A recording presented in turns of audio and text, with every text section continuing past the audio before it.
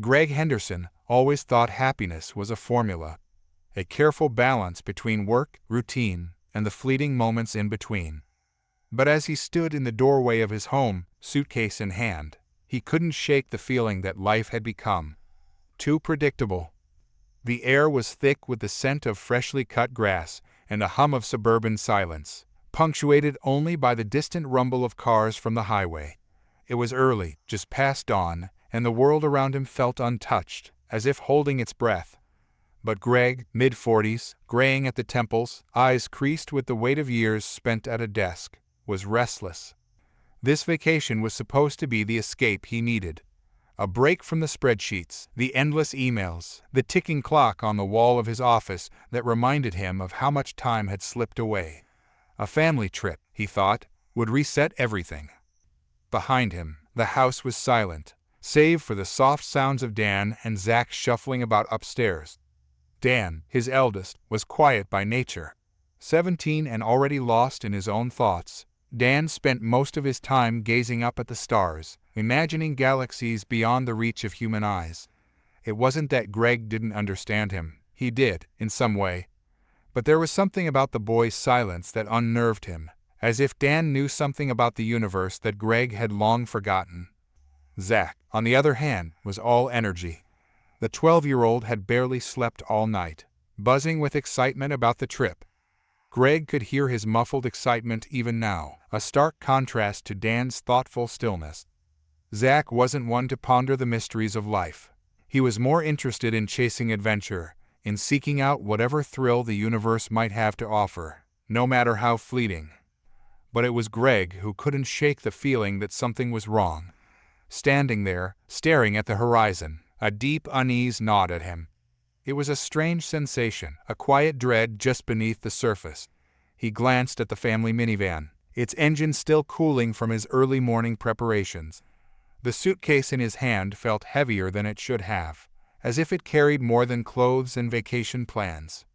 What if this isn't just a vacation? The thought surfaced unbidden, a whisper from the back of his mind. It seemed absurd, irrational even, but the notion clung to him. They had been planning this trip for months. The brochures had promised an unforgettable experience, a luxury space cruise through the far reaches of the galaxy, designed to give weary Earthlings a taste of the stars. It sounded perfect. It sounded too perfect. Greg frowned. Why now? Why did I choose this moment? He couldn't place the exact reason, but something had been brewing beneath the surface of his life for months. Maybe it was the redundancy of his job, the creeping suspicion that the best years had already passed him by. Or maybe it was just the look in Dan's eyes every time they passed an open night sky, the look that asked, "Isn't there more out there?" Dan's quiet obsession with the stars had made Greg question things he hadn't thought about in years. He didn't know when it had started, perhaps a few months back when he'd caught Dan sneaking out at 2 a.m. to stargaze. Or maybe it was in those rare moments of silence during dinner, when Greg would glance at his son and realize they were looking at two different worlds. How did I end up here? Behind him, the door creaked as Dan stepped out onto the porch. You ready, Dad? Greg turned to look at him. Dan's eyes were the same, bright, distant, as if they were already fixed on something beyond the sky. Greg forced a smile and nodded. Yeah, I guess so. The boy glanced at the van, then back to Greg. We should get going. For a moment, Greg hesitated. Dan, do you ever think about where we're going in life? Dan's gaze shifted toward the horizon, contemplative. Every day. Greg sighed, nodding. That was the answer he'd expected. He opened his mouth to say something more, something reassuring, but the sound of Zach's voice broke the stillness. I call shotgun. Zach bounded down the steps, his backpack bouncing against his small frame, face lit up with a grin so wide it seemed to pull the morning sun with it. In that moment, Greg envied him. Zach lived in the now, unburdened by existential questions or cosmic doubts. For him, this vacation was just another chapter in the ongoing adventure of life. The family packed into the van, each of them settling into their usual roles. Zach chattered non-stop about the spaceship they would board, about the alien creatures they might encounter. Dan remained quiet, occasionally glancing at his father in a way that made Greg uncomfortable, as if the boy could see into the depths of his mind. Greg started the engine and pulled away from the house, but the unease wouldn't leave him. It sat there, just behind his thoughts, gnawing at him with a quiet persistence. The sky ahead was cloudless, a soft gradient of blue stretching endlessly into space. "Why now?" the thought repeated. As they drove toward the spaceport, the radio played quietly in the background, its soft hum merging with the sound of Zach's animated voice and Dan's silence. Greg's hands tightened on the steering wheel. Then, just as they were about to exit the suburbs, something strange happened. A light, a piercing, unnatural light, flashed in the sky above, so sudden and intense that Greg slammed the brakes. The car screeched to a halt, and for a moment, none of them moved. "What the hell was that?" Greg whispered. Dan leaned forward, eyes wide. "Dad, look." The sky had shifted. What had been a serene morning now looked disturbingly alien. Colors that shouldn't exist in nature, bright purples, shimmering greens, streaked across the heavens in chaotic swirls. It was as if the very fabric of reality had been torn open. For the first time in a long while, Greg felt true fear. Zach, oblivious to the tension, grinned. "Is this part of the trip? Because this is awesome." Greg stared at the sky, heart pounding. This was not part of the plan. This was something else. In that moment, he realized something that had been nagging at him for months. Life wasn't just unpredictable, it was indifferent. Plans, formulas, careful calculations, none of it mattered. Something monumental was about to happen, something far beyond their vacation. Greg didn't know what it was yet, but he knew one thing for certain. Their world had just changed forever. The astral voyager loomed before the Hendersons like a sleeping giant, suspended effortlessly in orbit above Earth. Its sleek, silver frame shimmered as sunlight reflected off its polished surface, casting faint, dancing beams across the bustling spaceport. Greg, Dan, and Zach stood at the observation window, a wall of transparent polyglass that separated them from the vast expanse of space. Greg adjusted his grip on the handle of his suitcase, the leather cold against his palm, a slight contrast to the warmth of the spaceport. Zach, as usual, couldn't contain himself. "This is it. We're actually going on that?" His face was practically pressed against the glass, eyes wide with excitement. Greg gave a short nod, still trying to shake the unease he'd felt earlier that morning. "Yeah, that's the ship." Dan was silent, hands tucked into the pockets of his worn jacket, staring not at the ship but past it, his gaze lingering on the endless void that stretched beyond. Greg glanced at his son, noting the faraway look in his eyes. He had seen that look before, but had never quite been able to understand it. It was as if Dan wasn't seeing the ship or the stars at all, but was lost in thoughts much deeper, much larger than any of them.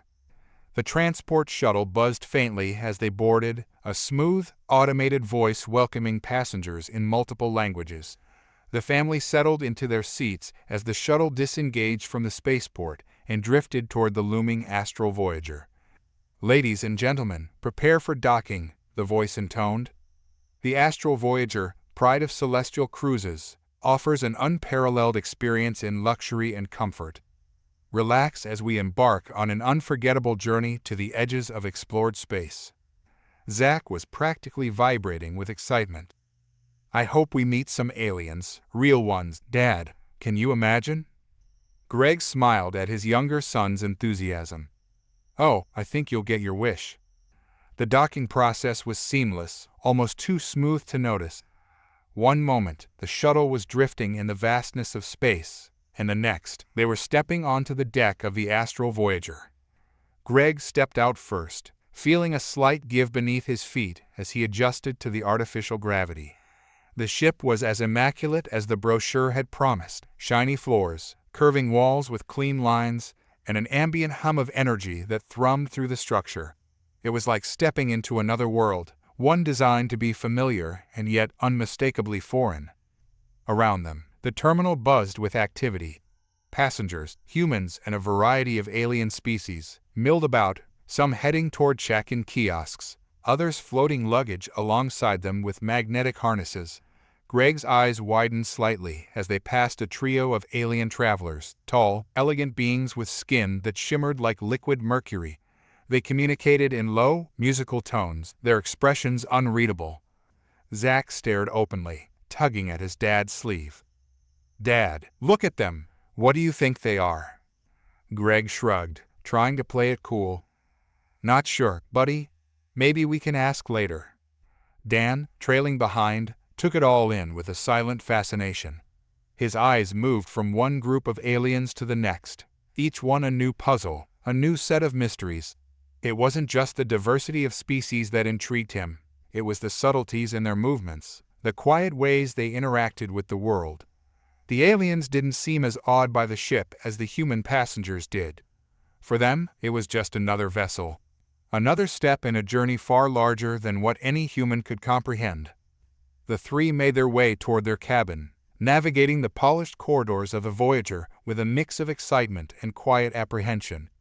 The ship's layout was expansive, with halls that twisted and curved, leading to recreation areas, dining halls, observation decks, and even zero-gravity lounges. Along the way, they passed more alien travelers, some humanoid, others far more abstract in form. One group caught Greg's attention in particular, a set of smaller beings, no taller than a child, with dark, scaled skin and luminous, round eyes that reflected the ship's interior lighting like gemstones. They moved in unison, speaking in a quick, staccato language that Greg couldn't even begin to decipher. He stared for a moment too long, and one of them turned, locking eyes with him. There was no malice in the look, but something about it sent a chill down his spine.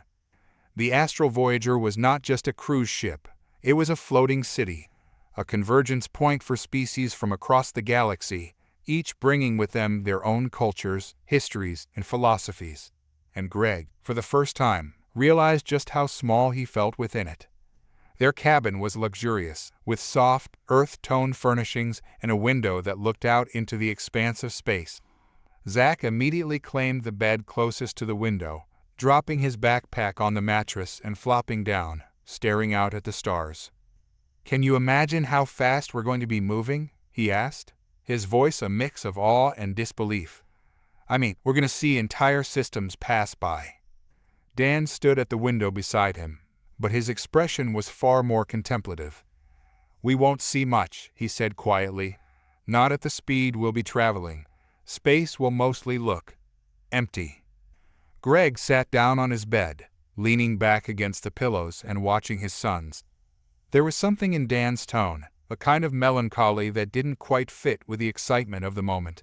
Greg wanted to ask him about it, but something held him back.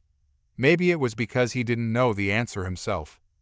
The ship's intercom crackled to life, and a soft, pleasant voice filled the room. "Welcome aboard the Astral Voyager.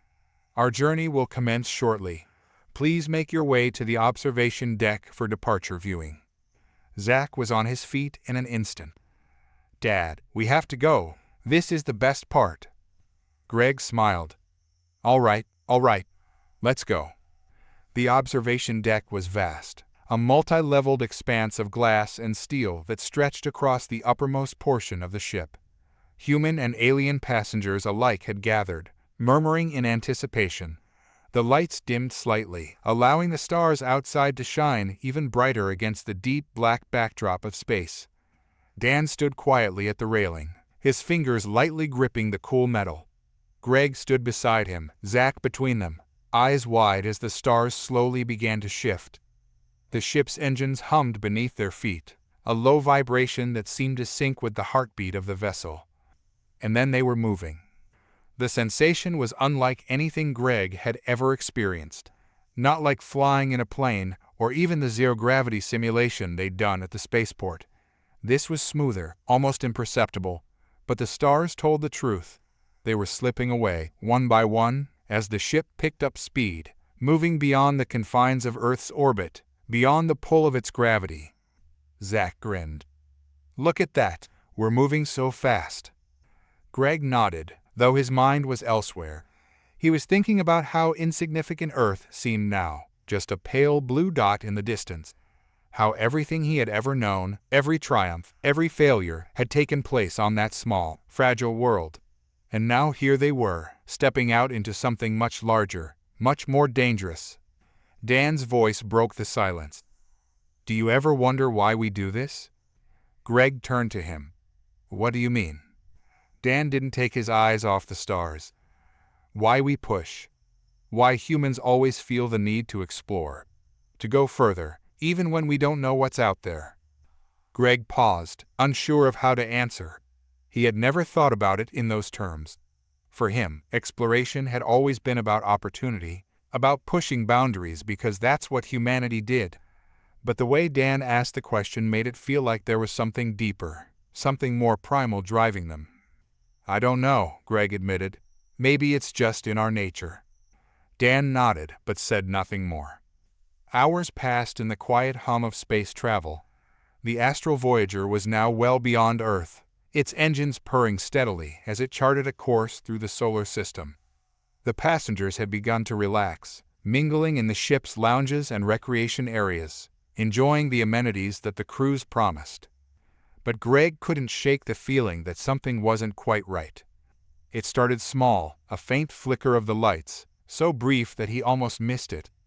Then, a moment later, the ship's hum changed pitch, just slightly, but enough for him to notice.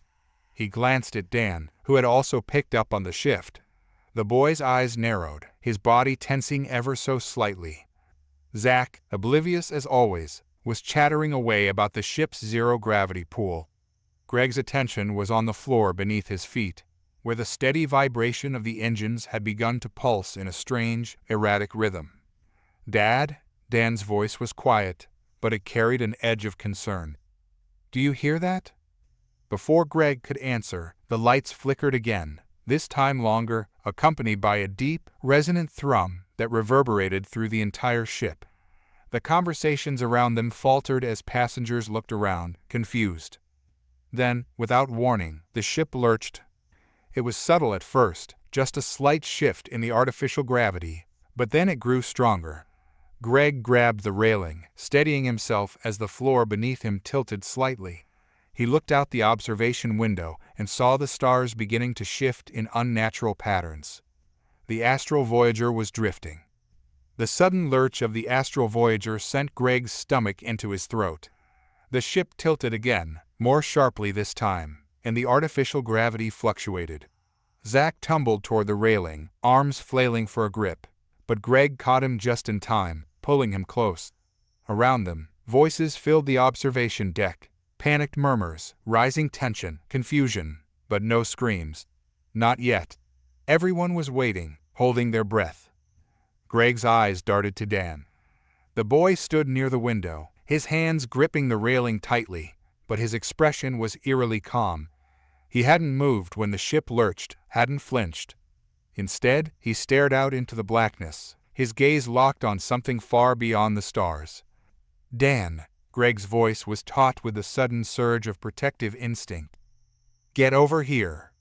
Dan blinked, tearing his eyes away from the stars and slowly walking toward his father and brother. There was a weight in his movements, like his mind was elsewhere, lost in thoughts too vast for words. Greg didn't press him, not yet. The ship had his immediate concern. The pulse of the engines had steadied again, but the lights still flickered intermittently. Something was wrong. A soft chime echoed through the ship's corridors, followed by a voice, calm, practiced, but with a slight tremor Greg didn't like. "Ladies and gentlemen, this is your captain speaking. We are currently experiencing an unexpected gravitational anomaly. There's no immediate danger, but we ask that you please remain in your cabins while we assess the situation. Thank you for your cooperation." The intercom clicked off, leaving a silence that felt much heavier than before.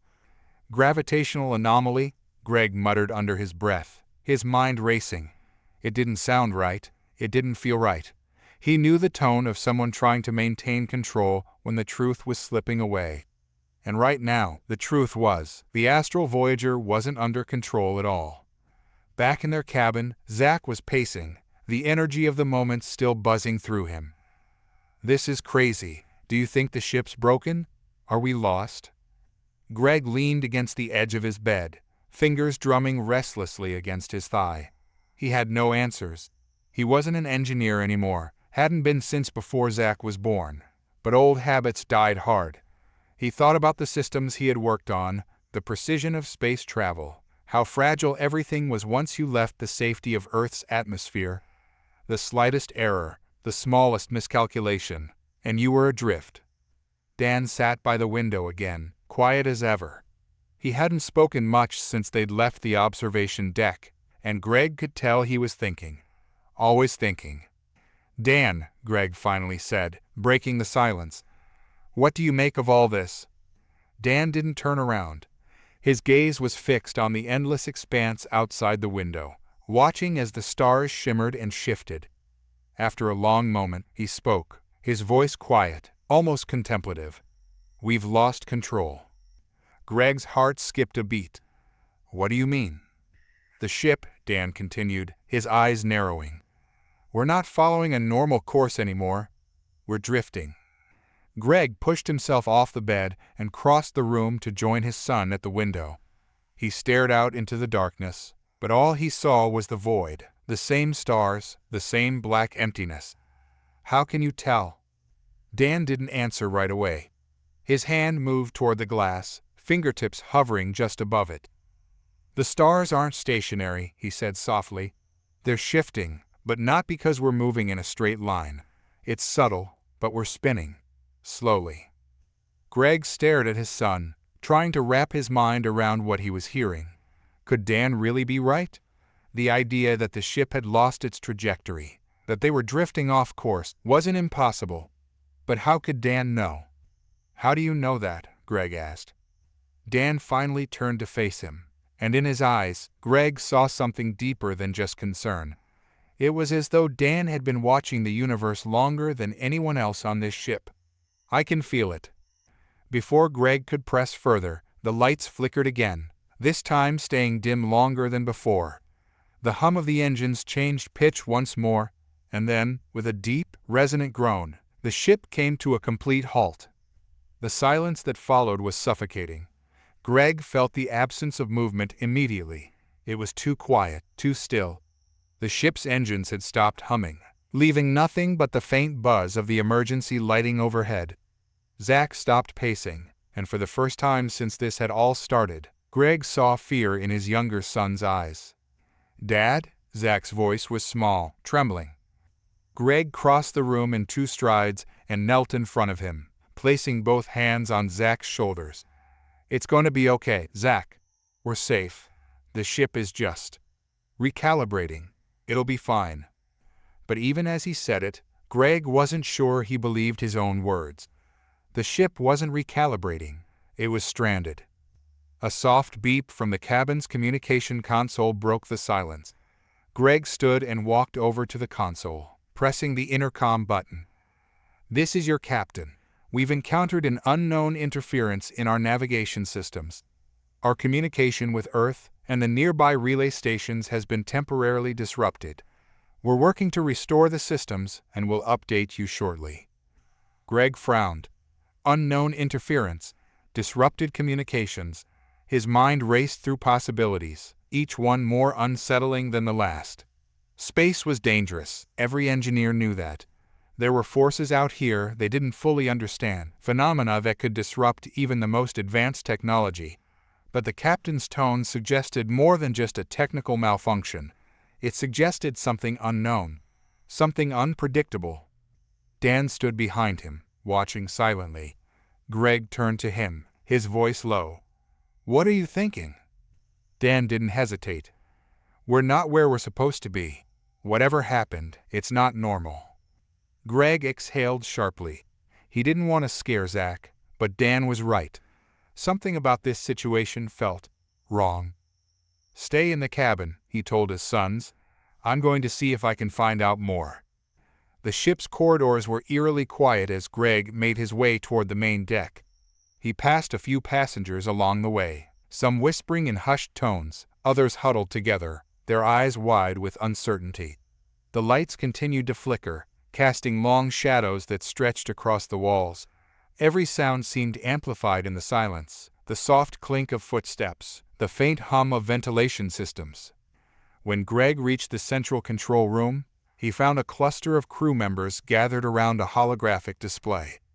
Their faces were tight with worry, and their eyes flicked nervously between the console and the data streams flashing before them. Greg approached cautiously, clearing his throat. "What's going on?" One of the crew members, a young woman with dark hair pulled into a tight bun, looked up at him, her expression tense. "We've lost navigation control. The ship's systems aren't responding the way they should." Greg's chest tightened. "Is there anything I can do to help?" She shook her head. "We're trying to re-establish contact with Earth, but something's interfering with our signals. It's like there's a force pulling us away from our intended path." Greg frowned. "What kind of force?" She hesitated, glancing around as if unsure how much she should reveal. Finally, she lowered her voice. "We've picked up a faint energy signature. It's unfamiliar. We've never seen anything like it before." A cold knot formed in Greg's stomach. This wasn't just a malfunction. Something out there was affecting the ship, something they didn't understand. Just then, the display on the console shifted, and a new image flickered into view. It was a structure, an enormous, floating station that looked like it had been abandoned for centuries. Its exterior was covered in intricate designs, alien symbols that Greg didn't recognize, and the surface of the station was dark, almost absorbing the light from the ship. "Is that what's causing the interference?" Greg asked, his voice tight. The crew member nodded. "It appeared on our scanners shortly after we lost control. We're drifting toward it." Greg stared at the station, his mind racing. Who had built it? And why had it been left to drift in the void? "We're going to dock there, aren't we?" Greg asked quietly. The woman nodded again. "We don't have much of a choice." Back in the cabin, Greg explained the situation to Dan and Zach as calmly as he could, though his words couldn't mask the tension in his voice. Dan listened carefully, his brow furrowing as he absorbed the details.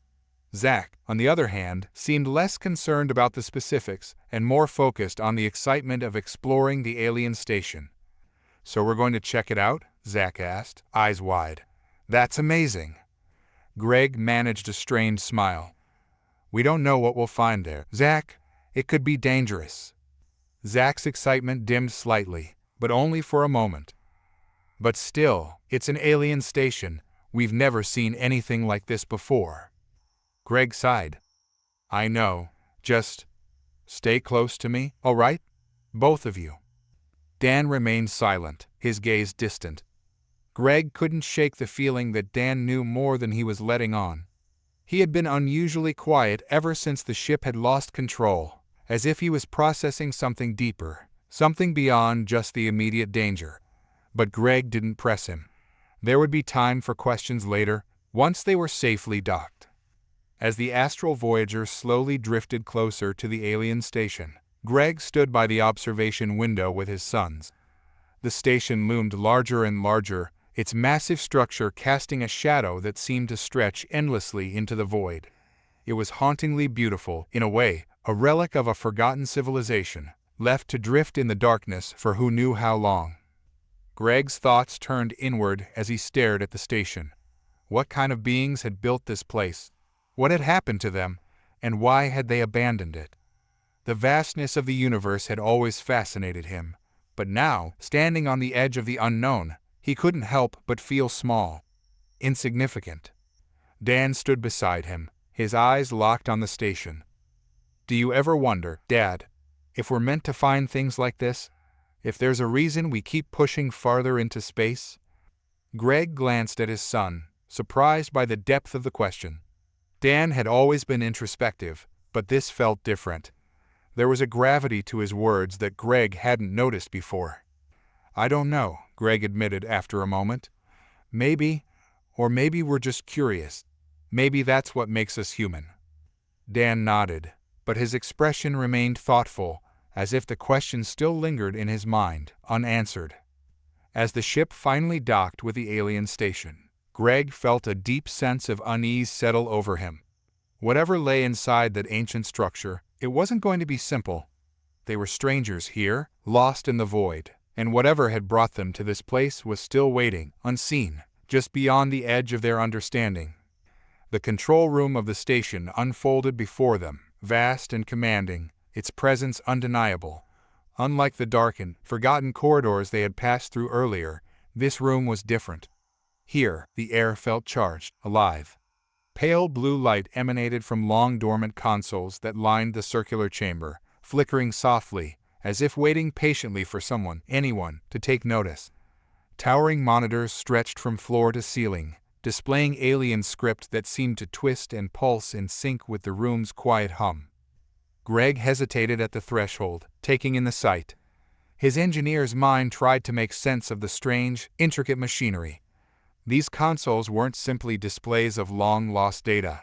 They seemed to be extensions of the station itself, a living organism awaiting instruction. And now that they had arrived, it was responding.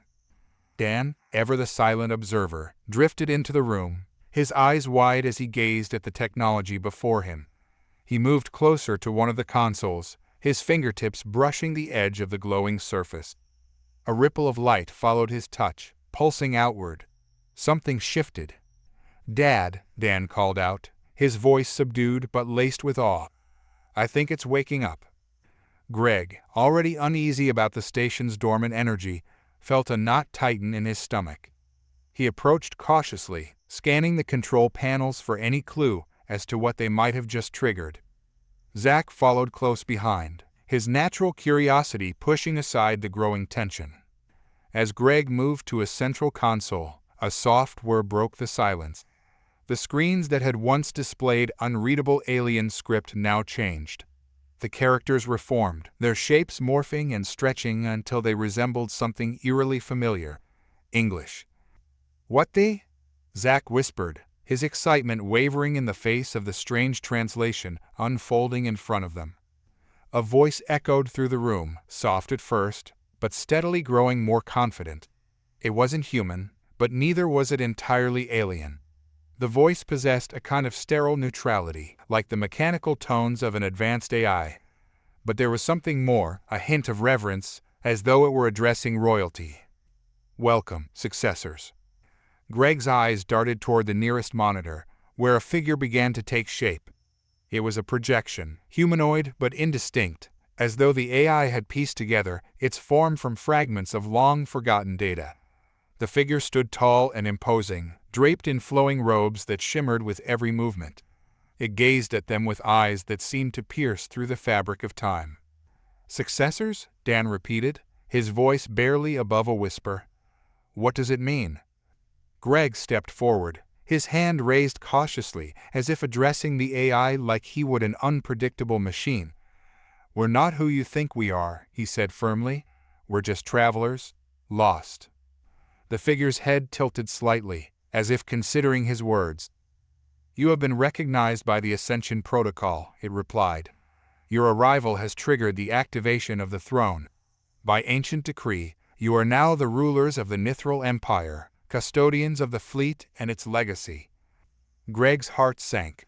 Whatever game the station was playing, it had just mistaken them for something far beyond their understanding. He turned to Dan, his mind racing. "This has to be a mistake," he muttered under his breath. Dan, wide-eyed but composed, looked back at his father. "What if it's not?" Zach, who had been silent for longer than usual, let out a breathless laugh. "Are you serious? We're like kings now?" The weight of the situation pressed down on Greg's shoulders. "No, we're not kings. This thing, this AI, has misinterpreted something. We need to shut it down before it does any more damage." But the AI continued, oblivious to their protests. "The Empire has lain dormant for centuries, awaiting the return of the chosen lineage. With your arrival, the Ascension fleet is now active. The worlds that once bowed to the Nithral banner will soon receive word of their ruler's return." Greg's stomach dropped as he processed the enormity of what the AI was saying. An entire fleet of ships, possibly thousands, had just been activated by their presence. And this wasn't just some forgotten station on the edge of space. If the AI was correct, the ripple effect of their ascension would be felt across the galaxy. "We didn't ask for this," Greg said firmly, stepping toward the central console. "We don't want this power." The eye's glowing figure remained still, its expression neutral. "The throne does not recognize intent.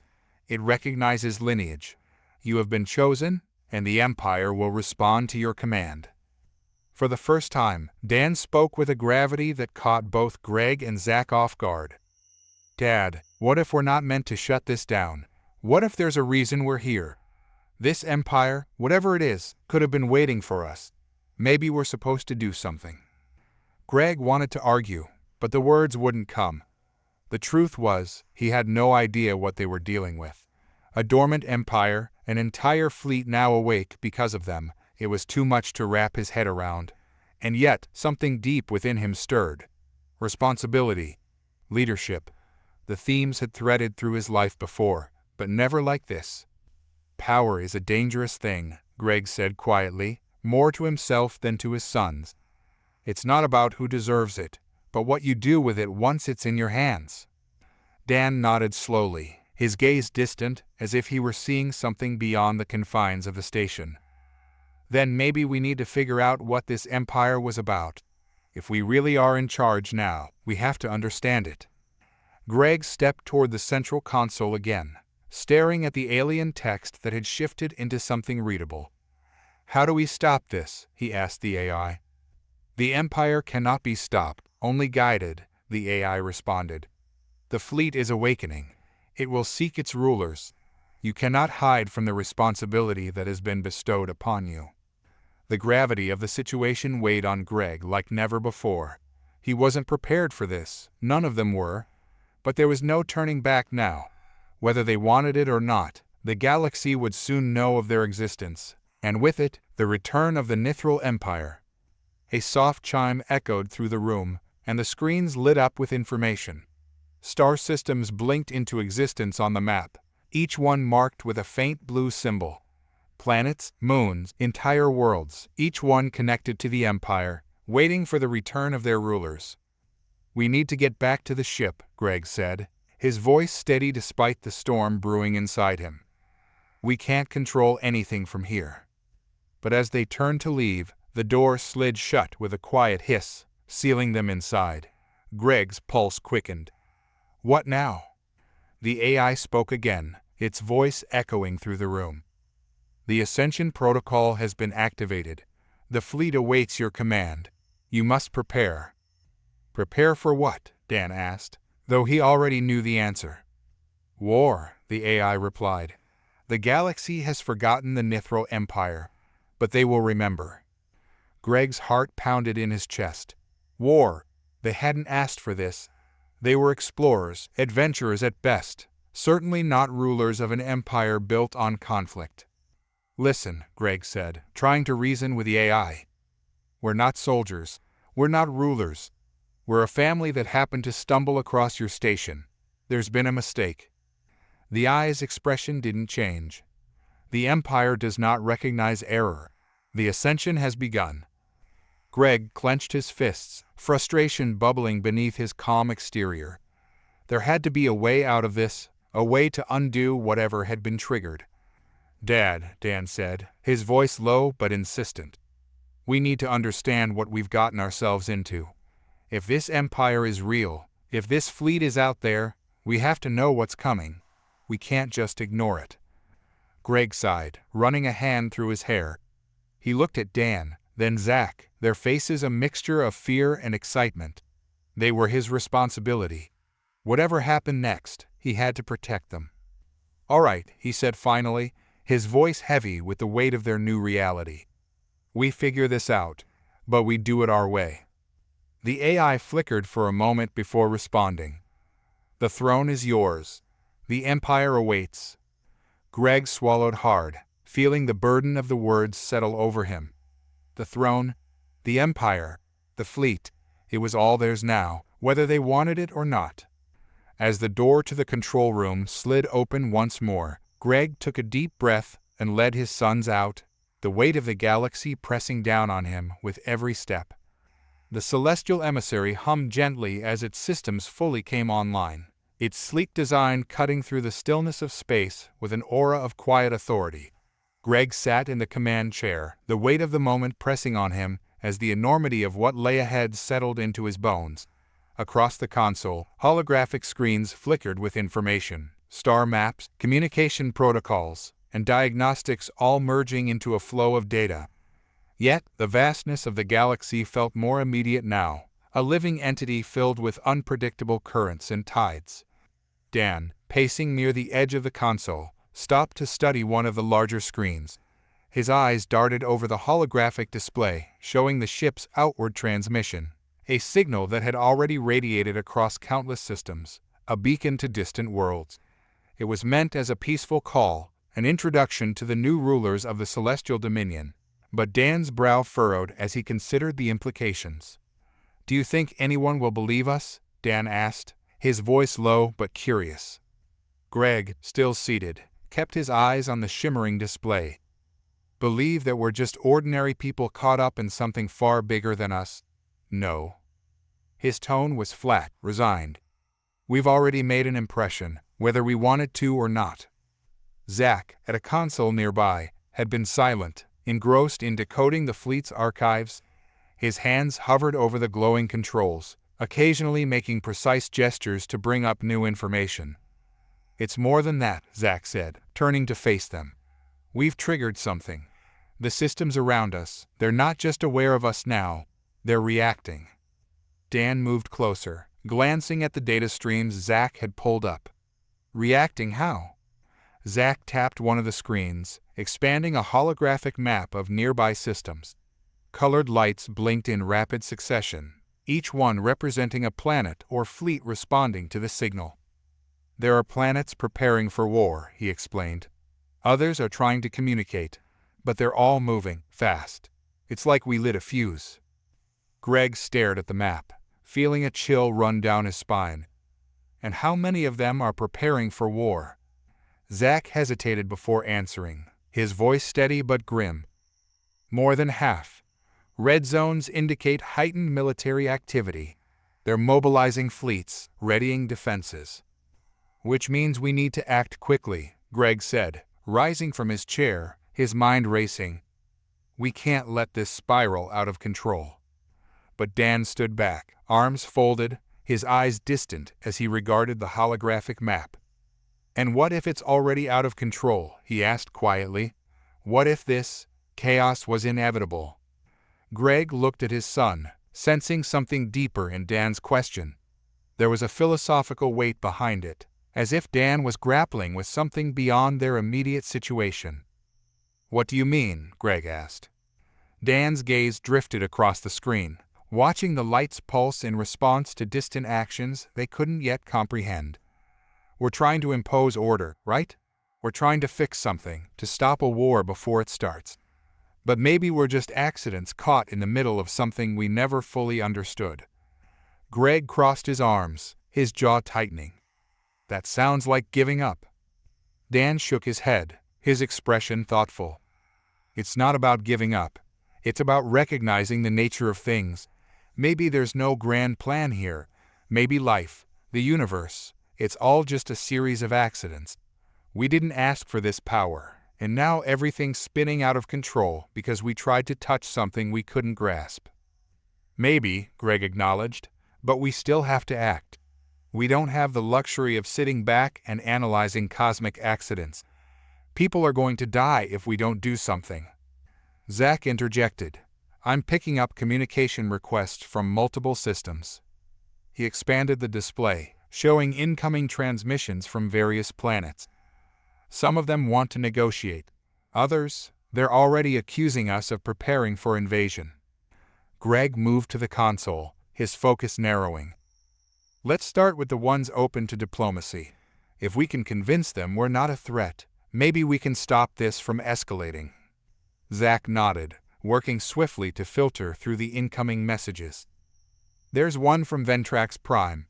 They're a major player in this region. A lot of smaller systems follow their lead. If we can get them on our side, it could shift the balance. Open the channel, Greg ordered, feeling the gravity of the moment settle over him. A moment later, a holographic projection appeared in the center of the room. A tall, thin figure stood before them, draped in ceremonial robes adorned with intricate symbols that shimmered in the light. The figure's features were sharp and angular, clearly alien, with silver eyes that glowed faintly. "Greetings, rulers of the celestial dominion," the alien began, its voice smooth and deliberate. "I am High Chancellor Vorin of Ventrax Prime. We have received your signal." Greg inclined his head, keeping his expression neutral. "Chancellor Vorin, we're here to clarify some misunderstandings. We didn't intend to declare any kind of authority over your systems. We only just learned of this dominion ourselves." Vorin's silver eyes narrowed slightly, studying Greg with a mixture of curiosity and suspicion. "You claim ignorance, yet your signal bears the mark of a long-dead empire. An empire that once ruled through both diplomacy and conquest. Why should we believe you are not here to reclaim that throne?" "We didn't ask for this," Greg replied firmly. "But the signal was triggered, and now we're trying to prevent any unnecessary conflict. We're not looking to impose our will on anyone." The Chancellor was silent for a moment, as if weighing Greg's words. Then, with a slight tilt of his head, he responded, "Your words are measured, yet there is chaos brewing. Even as we speak, systems are aligning themselves, some to ally with you, others to oppose you. The name of the Celestial Dominion carries weight. Even now, you cannot simply wash your hands of it." Dan, who had been listening quietly, stepped forward. "What if we're not here to rule at all?" he asked, his tone philosophical, probing. "What if this is all just a mistake, a cosmic accident that we're trying to correct?" Vorin's gaze shifted to Dan, intrigued by the younger man's perspective. "An accident?" he repeated, his voice laced with curiosity. "You believe the universe operates on such principles, that this event was unintended?" Dan nodded. "Maybe everything is. Maybe nothing is as orderly as we think it is. We're all just pieces moving in a chaotic system, trying to find meaning where there isn't any." The Chancellor's expression softened, his silver eyes flickering with something like understanding. "A thought-provoking philosophy. But chaos, whether intended or not, breeds consequences. You may see yourselves as innocents caught in the tides of fate, but others will not. They will act, and in doing so, they will force your hand." Greg stepped forward again, his voice steady. "We understand that. That's why we're here, to prevent things from spiraling further." Vorin studied Greg for a long moment, then finally nodded. "Very well. Ventrax Prime will not move against you. We will monitor the situation, but for now, we will not engage in hostilities." A wave of relief washed over Greg, though it was tempered by the knowledge that this was only one planet, one system, in a galaxy already on edge. "Thank you, Chancellor. We appreciate your wisdom in this matter." The hologram flickered as Vorin's image faded, leaving the room in silence once more. Greg exhaled slowly, turning to Dan and Zach. "One down, but it's just the beginning." Dan nodded, his thoughts still swirling with the existential implications of the conversation. "You heard him, Dad. Even if we didn't intend for any of this, it's happening. The galaxy's already reacting." Greg sighed, running a hand through his hair. "I know, but we have to keep moving forward. One system at a time, if that's what it takes." Zach pulled up another communication request, this one from a red zone, marked hostile. "This one's different. It's from Krellin, a militaristic planet. They've declared that they see our signal as a provocation." Greg clenched his fists, feeling the tension building again. "Open the channel. Let's see if we can talk them down." The holographic projection that appeared this time was starkly different from Vorin. A large, imposing figure clad in armor with a metallic sheen stood before them, eyes burning with intensity. The alien's voice was harsh, guttural. "I am General Krivik of Krellin. Your signal is an act of war. We do not bow to false kings." Greg straightened, keeping his tone calm but firm. "We're not here to claim dominion over your planet, General Krivik. The signal was a misunderstanding." "Spare me your excuses," Krivik interrupted, his voice a low growl. "Your fleet has awakened. You expect us to believe that you do not intend to wield it? Krellin will not be subjugated again." Zack glanced at Greg, whispering, "We're not getting through to him. He's already decided we're the enemy." Greg clenched his jaw. "We don't want a war, General, but if you attack us, we'll defend ourselves." Krivik's eyes blazed. "Then you shall face the full might of Krellin. We do not fear you, Earthlings. We will crush your empire before it rises." The transmission cut off abruptly, leaving the room in a heavy silence. Greg turned to Dan and Zack, his face hard. "That's it, then. Krellin's coming for us." Dan stared at the blank screen where Krivik had been. "And others will follow." Zack's fingers flew across the console, bringing up additional reports of growing military activity across multiple systems. "It's already spreading. Krellin's mobilizing, and other hostile systems are rallying to their side. They think we're a threat." Greg's heart sank. "We didn't choose this fight, but now we have no choice but to see it through." Dan's voice was quiet, thoughtful. "Chaos, it's already taken root, Dad. Maybe we were never meant to control it." Greg met his son's gaze, a flicker of sadness in his eyes. "Maybe not. But we'll still do everything we can to steer it in the right direction." The weight of their situation settled heavily over them all, as the celestial emissary continued its steady course toward the unknown, with chaos swirling across the stars. The hall was unlike anything Greg Henderson had ever imagined, yet he felt it before he saw it. His senses tingled as they entered, not because of grandeur or imposing architecture, but because of its dissonant silence. There was a stillness to the place that felt oppressive, as if the very air held the collective breath of its inhabitants. The summit chamber was a vast, circular structure built into the heart of the orbital station, suspended above a pulsating star that cast its orange light through the transparent floor, giving the illusion that everyone in attendance was floating above a roiling inferno. Around him, an assortment of beings occupied seats that spiraled up and around the chamber's central dais, each uniquely alien, each silent for now, but Greg could feel their eyes, or whatever their species used to observe, watching him, probing, evaluating. He knew they expected something from him, something he wasn't sure he could deliver. Dan stood at his side, absorbing the details with quiet intensity.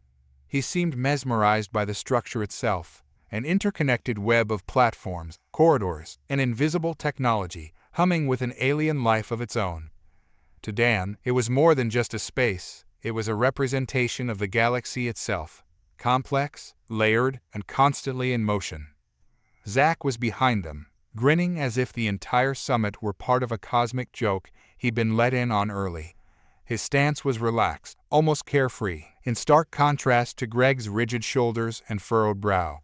While Greg felt the weight of expectation, Zack treated the whole event like a new adventure, a spectacle. The absurdity of being thrust into a position of galactic leadership was not lost on him. The podium in the center of the chamber hovered, suspended by invisible forces, awaiting the speaker. For now, it was unoccupied, a symbol of the unknown. Of all the voices that could step forward to shape the galaxy's future, no one yet knew which would emerge first or how the others would react. Greg felt his throat tighten. Above them, a translucent dome allowed them to gaze out into space. The stars twinkled against the blackness, cold and distant, yet intimately close. It felt as though the galaxy itself was watching, waiting, judging the leaders of its many worlds. Greg inhaled deeply, his breath catching slightly in his chest. The enormity of the moment pressed down on him like an unseen hand. He could feel his thoughts spiraling. How had they gotten here? Only weeks ago, his concerns had been so small, so human. He had worried about mundane things, Dan's schooling, Zack's restless energy, the mortgage, the endless grind of making life work on Earth. Now, he stood on the precipice of something unfathomably large, surrounded by beings who had lived and governed for eons.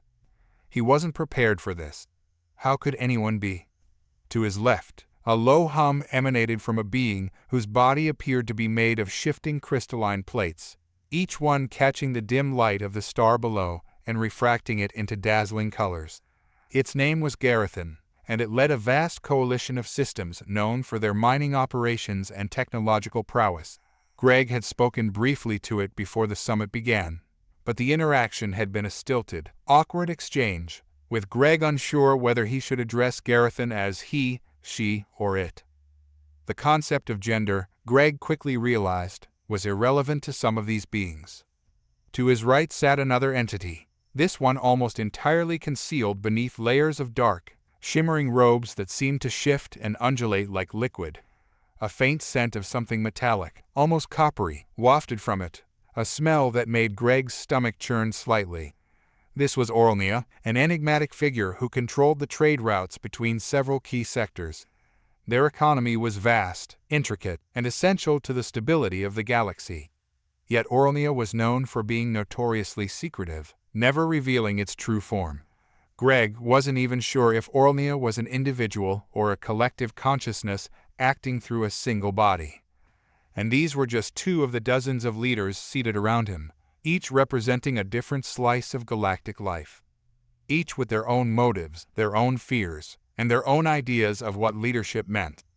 It dawned on Greg that every being in the room had seen more than he could ever imagine, centuries of conflict, diplomacy, betrayal, and survival. He was an outsider, an intruder in a space meant for those born into power. Yet they looked to him now, as though his arrival, unplanned, accidental as it was, had somehow shifted the tides of galactic politics. The room hummed with tension as the first to speak stepped forward. It was an imposing figure, its skin resembling obsidian, polished and reflective. Its eyes, deep-set and glowing with an inner light, locked onto Greg as it took its place at the floating podium. This was High Commander Velier of the Thraxian Warlords, a militaristic race known for their ruthlessness in battle. Velier's voice was gravelly, like rocks grinding together, yet it carried across the chamber with unmistakable authority. Leadership, Velier began, is not a title to be claimed lightly. It is a burden, a curse that binds us to the fates of those we command. You stand here, not of your own choosing, but fate has placed you at the crossroads of power. Velier's gaze was piercing, as though he could see straight through Greg. Tell me, human, do you understand what is expected of you? Greg felt Dan shift beside him, and Zach's easy stance hardened slightly. He swallowed and stepped forward, though his legs felt unsteady. I didn't ask for this, Greg began, his voice louder than he expected in the cavernous hall. But I know that doesn't matter. The decisions I make now will affect not just my family or my world, but countless others. I understand that responsibility. Velier tilted his head, the light from the star casting strange shadows across his obsidian face. Understanding is the first step, but words alone will not be enough. Actions must follow. He paused, allowing the weight of his words to settle. The galaxy is watching, human, watching to see if you are worthy. Before Greg could respond, another figure rose from their seat. This one was shorter, barely reaching Greg's waist, with a face that resembled that of a woodland creature, soft, with large, almond-shaped eyes and fur that shimmered with each movement. It was Ysithra, an elder from the peaceful world of Althara. Despite the calm demeanor, Greg knew Ysithra held considerable influence, particularly in negotiations of peace. Commander Velier is correct, but we must not forget that leadership is also about connection. It's about understanding those who follow you, knowing their hopes, their fears, their desires. Ysithra's voice was soft, melodic, yet it carried a surprising strength. Tell me, Greg Henderson, how do you intend to lead when you know so little of our world, of our people? Greg hesitated. The truth was, he didn't know. He could feel the weight of their stares, the unspoken challenge in their eyes. He wasn't just an outsider. He was an unknown variable in a galaxy that thrived on careful balance. One wrong move, and he could tip that balance into chaos. Dan stepped forward, his voice cutting through the tension. We may not know your worlds, but we can learn. just as you had to learn the complexities of the galaxy over time. My father, he hesitated, glancing at Greg. He may not be a warrior or a diplomat, but he's led before. He's navigated crises, managed lives. It may not be on the scale you're used to, but leadership isn't always about grand gestures. It's about small, deliberate decisions. It's about understanding the interconnectedness of everything. A murmur rippled through the chamber. Greg turned to look at his son, surprised by the depth of his words. Dan had always been philosophical, but this was different. It was as though he was seeing the universe for what it truly was, a vast web of relationships, each thread pulling on another, each decision affecting countless others. Zach, grinning as if he couldn't contain his excitement any longer, chimed in. Look, maybe we're not your typical leaders, and yeah, this is all way above our pay grade, but maybe that's exactly what you need. Fresh eyes. A different perspective. Sometimes it takes someone who's not entrenched in the system to see the flaws and find new solutions. Greg winced slightly, but there was no turning back now. The words had been said, and maybe Zach was right. Maybe the galaxy didn't need another warlord or politician. Maybe it needed someone who didn't have all the answers, someone who was willing to ask the right questions. The chamber fell silent again, the leaders contemplating this unexpected challenge. Greg could feel their skepticism, but also their curiosity. Perhaps there was something to be gained from this strange turn of events. Valier broke the silence first. Fresh eyes, you say? Very well. We will see how you navigate the trials ahead. But know this, human, you may not have asked for this burden, but it is yours to bear nonetheless. The galaxy does not wait for the unprepared. With that, Valier returned to his seat, his obsidian form blending into the shadows. The tension in the room eased slightly, though the weight of expectation still hung heavy in the air. Greg exhaled slowly, his body relaxing just enough for him to realize how tightly wounded he'd been. The summit wasn't over, not by a long shot, but he had taken the first step. Now, all he could do was hope that it had been the right one. The astral Voyager drifted in orbit above a nameless alien moon, its reflective panels glinting faintly in the soft light of a distant star. The ship had become a reluctant throne, the family aboard an accidental dynasty entangled in a galaxy far more complex than anything they had ever imagined. Inside, the weight of their new reality pressed in on every side. Outside, tensions rose as factions prepared for war, each decision the Henderson family made unknowingly tipping the scales. Greg stood by the observation window, his hands clasped behind his back. His reflection stared back at him, the deep lines on his face more pronounced than they'd been days before. The silence in the cabin felt oppressive, mirroring the uncertainty that had taken root in his mind. Behind him, Dan sat quietly at the table, scribbling furiously in a notebook. Zach was absent, likely exploring the ship, taking advantage of the brief respite before everything truly spiraled out of control. Greg knew what was coming. The messages from planetary leaders had been growing more frantic by the hour.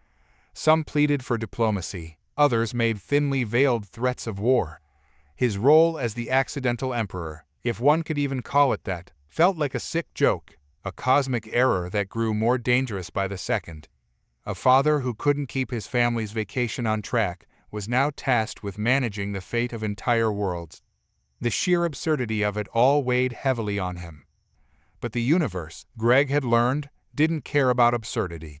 It pressed on, indifferent to the smallness of individual lives, and now its gaze was squarely on the Hendersons. On the surface of Terraxis, a planet known for its centuries-old warrior caste, preparations were well underway. Massive formations of soldiers stood at attention beneath the great arches of the war temple, their black and silver armor gleaming under the harsh red sun. General Arksath, a towering figure with an angular, reptilian face, addressed the assembly. His voice echoed across the plaza, sharp and commanding. "We face a new threat," Arksath declared. "A threat that does not come from blood or conquest, but from chaos, an empire without leaders, without purpose. This human family sits atop a throne they did not earn, and we cannot allow the fate of our people to be left to chance." His words ignited murmurs in the crowd. The warriors of Terriaxis were not strangers to war, but this conflict felt different, unsettling. The enemy was not one of their traditional rivals, nor was it a battle of honor. It was something unpredictable, something they didn't understand, and that made it all the more dangerous. Back aboard the astral Voyager, Dan felt the tension without needing to look at his father. The atmosphere in the ship was charged with the weight of decisions neither of them were ready to make. Greg had withdrawn into himself, retreating to the same practical mindset that had gotten him through life as an engineer back on Earth. But Dan could see the cracks forming in his father's carefully constructed worldview.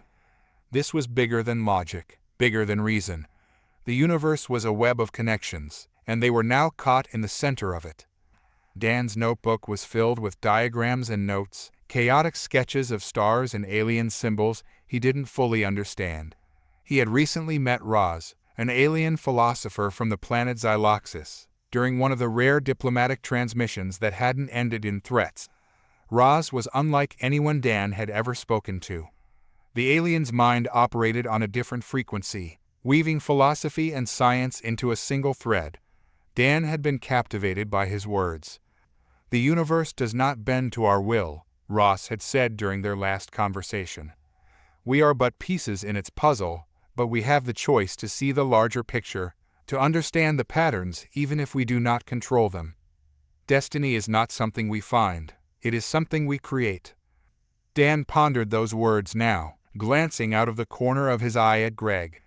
His father believed in control, in shaping events with deliberate action. But what if that wasn't possible? What if they were just being swept along by forces far beyond their understanding? "I've been thinking about something Roz said," Dan finally spoke, his voice soft but intentional. Greg didn't turn from the window, but Dan knew he was listening. "He talked about how we don't really control anything, how the universe just is. What if all this, everything that's happening to us, isn't something we're supposed to fix? What if it's just part of the pattern?" Greg frowned at his reflection. "You're saying we just let things play out? Ignore the fact that we've got entire planets on the brink of war because of us?" Dan shook his head. "No, I'm saying maybe we're not supposed to force a solution. Maybe we're supposed to see what the universe is trying to tell us first. We've been trying to stop this chaos from getting worse, but every move we make seems to make things more complicated." Greg sighed, finally turning to face his son. "And what's your solution, Dan? Sit back and do nothing." "Not nothing," Dan said, meeting his father's gaze. "But maybe we need to listen more. Understand what's really going on before we act." Greg's frustration was palpable, but he couldn't deny that Dan had a point. Every attempt to steer events in a direction they could control had only led to more confusion, more chaos. Maybe the answer wasn't to impose order, but to find the order that already existed within the chaos. On the moon of Xyloxis, the philosopher Raz sat in quiet meditation, his elongated form almost statuesque beneath the bioluminescent trees that surrounded him. His planet had once been a place of great power, but those days were long gone. Now, Xyloxis was a sanctuary for those who sought knowledge rather than dominion. Raz had been watching the events unfolding with great interest. The arrival of the Hendersons had set off ripples across the galaxy, and Raz believed that these ripples were far more significant than anyone realized. The universe had a strange way of balancing itself, and Raz had seen enough in his lifetime to know that the Henderson family's accidental rise to power was no mere coincidence. The galaxy was changing, and whether by design or accident, the humans were at the center of that change. "They are lost in the currents," Raz murmured to himself, "but perhaps that is where they are meant to be." As tensions mounted, the Hendersons became the subject of assassination attempts. Aboard the astral Voyager, the sense of safety that had once defined their vacation was now a distant memory. Zach, ever the optimist, had taken the threats in stride, treating the entire situation as an adventure, albeit one with far higher stakes than anything he'd encountered in his favorite video games. But even Zach was beginning to feel the pressure. It was in the ship's corridors that the first attempt occurred, a sleek, insectoid assassin slipping through the shadows, its compound eyes fixed on its target. But Greg, ever practical, had rigged a set of proximity alarms throughout the ship. The assassin triggered one, setting off a chain reaction that ended with the creature pinned under a series of heavy bulkheads. Greg's heart raced as he examined the lifeless body. He hadn't meant to kill it, only to stop it. But this was war now, even if he hadn't asked for it. He could feel the moral weight of what had just happened pressing down on him. Every action they took rippled outwards, affecting lives they couldn't even begin to comprehend. "We can't keep doing this," Greg muttered under his breath, his hands still shaking. Dan approached cautiously, having heard the commotion. He didn't say anything at first, just looked at his father with a mixture of understanding and concern. He knew Greg was struggling with the burden of leadership, the impossible decisions that seemed to grow heavier by the day. "We'll figure it out, Dad," Dan said softly, his voice steady despite the chaos swirling around them. "But maybe we need to stop thinking like engineers trying to fix a problem and start thinking like, I don't know, explorers trying to understand a new world." Greg nodded slowly, though the weight in his chest remained. Leadership, it seemed, was not just about making decisions. It was about understanding the impact of those decisions on the world around them. And right now, the world was unraveling. War and peace, love and duty, these were the forces pulling at the Henderson family from every direction. Alien cultures they barely understood were preparing for conflict, while others sought diplomacy. And in the midst of it all, the family was forced to confront the growing realization that their actions, however unintentional, were reshaping the galaxy. Zach, ever the adventurer, had begun to feel the toll of this great responsibility. What had once been a thrilling escapade now carried a heaviness he wasn't sure he was ready to bear.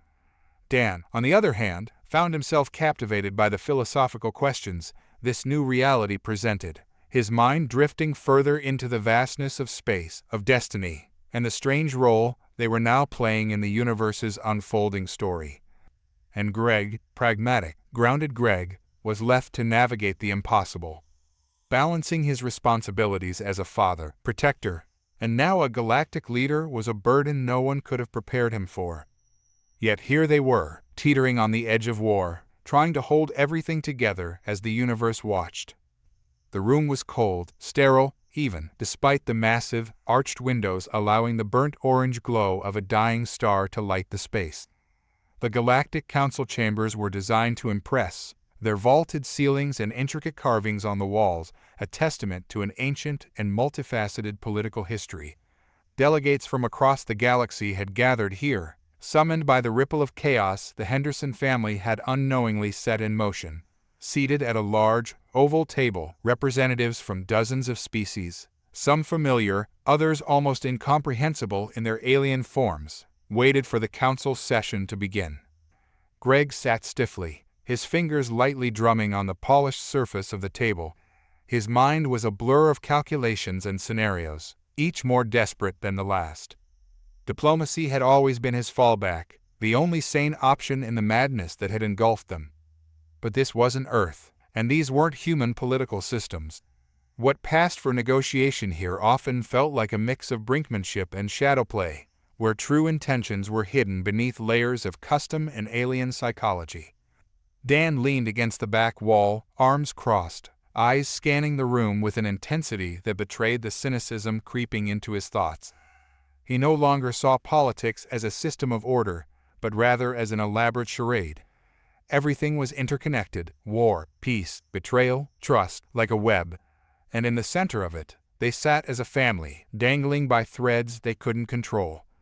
Zach, on the other hand, seemed oddly relaxed. He had taken a seat next to their closest ally, General Alunjori from the Zathel Coalition, a cold and efficient race that had proven vital in brokering peace among neighboring worlds. Jar, tall and imposing, wore an inscrutable expression as he scanned the room with his glowing yellow eyes. But Zach's casual chatter bounced off him like rain off a stone. As the last of the delegates arrived, a heavy silence filled the chamber. Greg stood, readying himself to speak, but the council speaker, a translucent-skinned elder of the Valen species, lifted a hand to signal for quiet. "Today, we gather to discuss the situation. The speaker's voice was a deep, resonant hum, calm but with an underlying tone that suggested barely contained anxiety. The emergence of a human family as heirs to the great empire has sparked tensions across the galaxy. We have been entrusted with the responsibility of maintaining order, preventing unnecessary conflict. Greg felt the weight of every gaze in the room shift to him. He swallowed, his mouth dry. This was it. He had to make them see that they didn't want war, that this whole mess was a misunderstanding.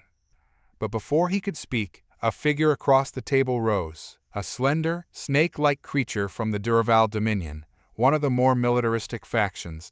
Its segmented body shimmered in the dim light, and its voice was an unsettling hiss. This is not a time for words, human. The galaxy has operated in a delicate balance for millennia, and now your kind stumbles into power, threatening that balance. We cannot afford the luxury of patience. Greg's jaw tightened. The implication was clear. The Duraval were pushing for a swift and decisive response, and their idea of a resolution didn't involve diplomacy. It involved extermination. "I understand your concerns," Greg began, carefully controlling his tone. "But we didn't ask for this. We don't want to rule anything. This has all been a misunderstanding, and I'm here to make sure we find a peaceful solution." The Duraval's hiss turned into something akin to a laugh, though it was more a series of clicks and rattles. Misunderstanding or not, power cannot be ignored, and those who possess it, whether by choice or chance, will always face those who seek to take it. Across the table, General Jarre leaned forward, his yellow eyes fixed on the Duraval. "You speak of balance, but what you propose would only throw the galaxy into further chaos. If we are to maintain order, we must recognize that the Henderson family's claim, however accidental, can be used to stabilize the current unrest." The Duraval flicked its tongue, clearly unimpressed. "You speak as though they are capable leaders. They are not. They are children playing in a galaxy of giants." Zack stifled a laugh, but quickly composed himself when Greg shot him a warning glance. As the session wore on, it became clear that the room was fracturing. Factions were forming. Some, like the Zathel Coalition, saw the Henderson family as a potential force for peace, while others, like the Duraval Dominion, believed that only war could correct this imbalance. Dan watched with growing frustration as the room devolved into posturing and veiled threats. It was all so predictable, so futile. Greg, trying to hold the center, found himself increasingly out of his depth. He had thought he could reason with them, that there was enough common ground to avoid a war. But this wasn't diplomacy as he knew it. This was survival, and survival had no room for reason. Halfway through the council meeting, something unexpected happened. Ambassador Turya, a soft-spoken diplomat from the peaceful Hellenic clade, stood to speak.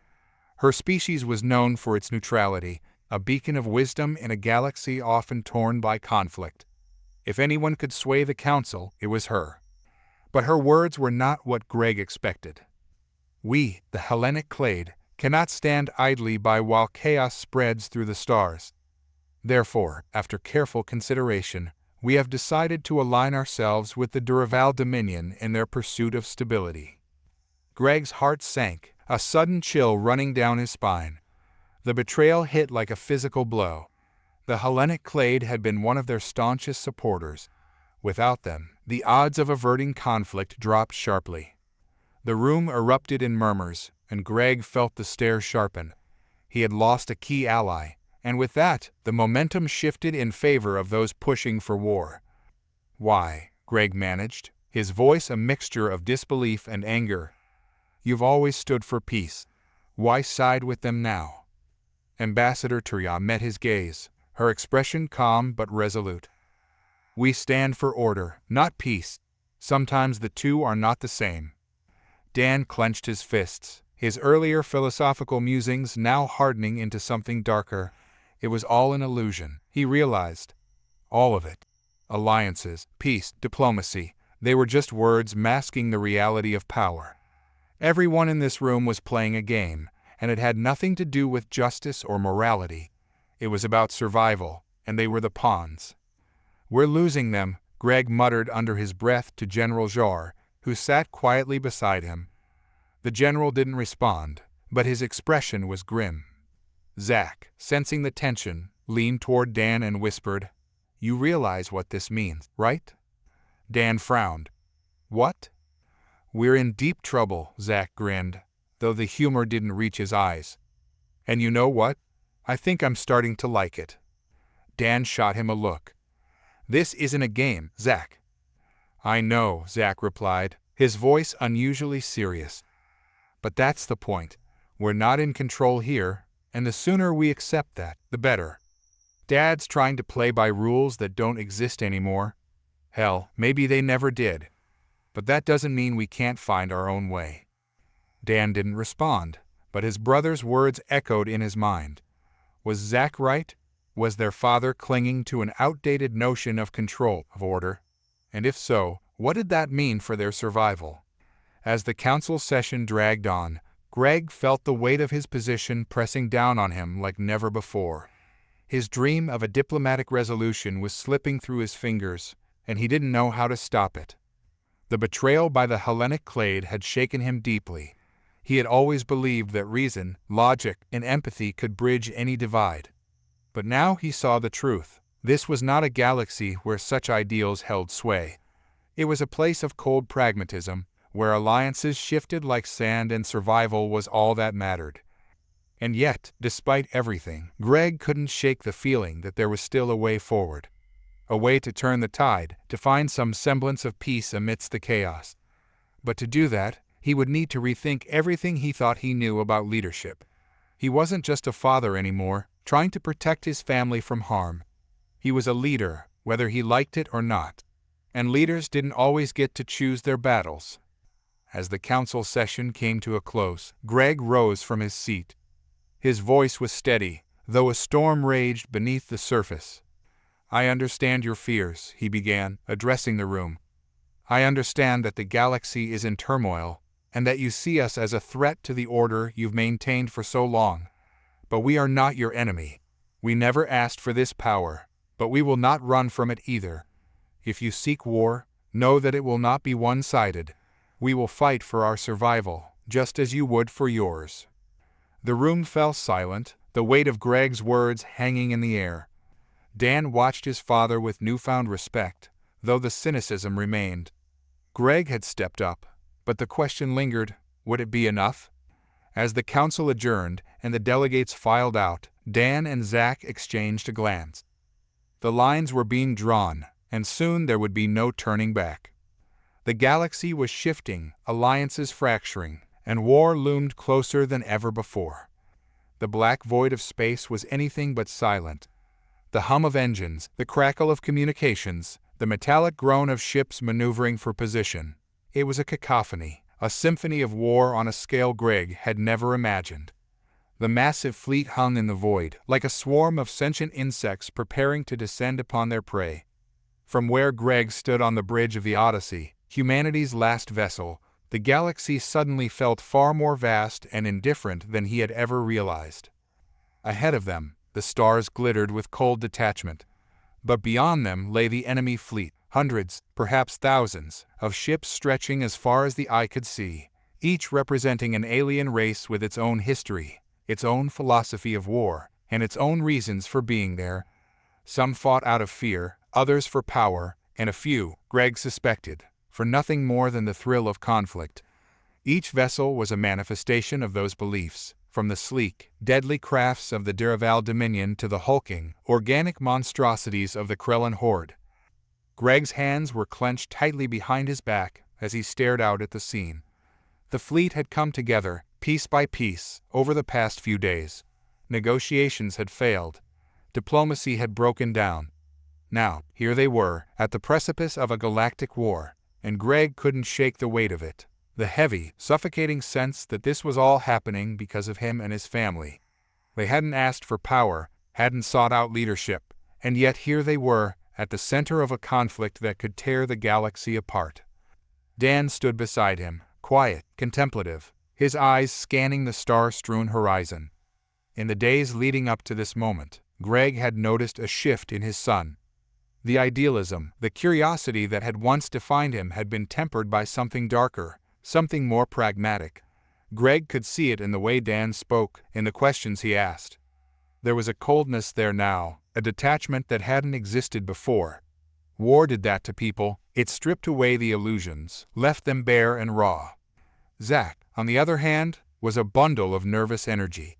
He paced behind them, muttering to himself, occasionally glancing out the viewport as if expecting the battle to start at any moment. Unlike Dan, Zack seemed to thrive in the chaos.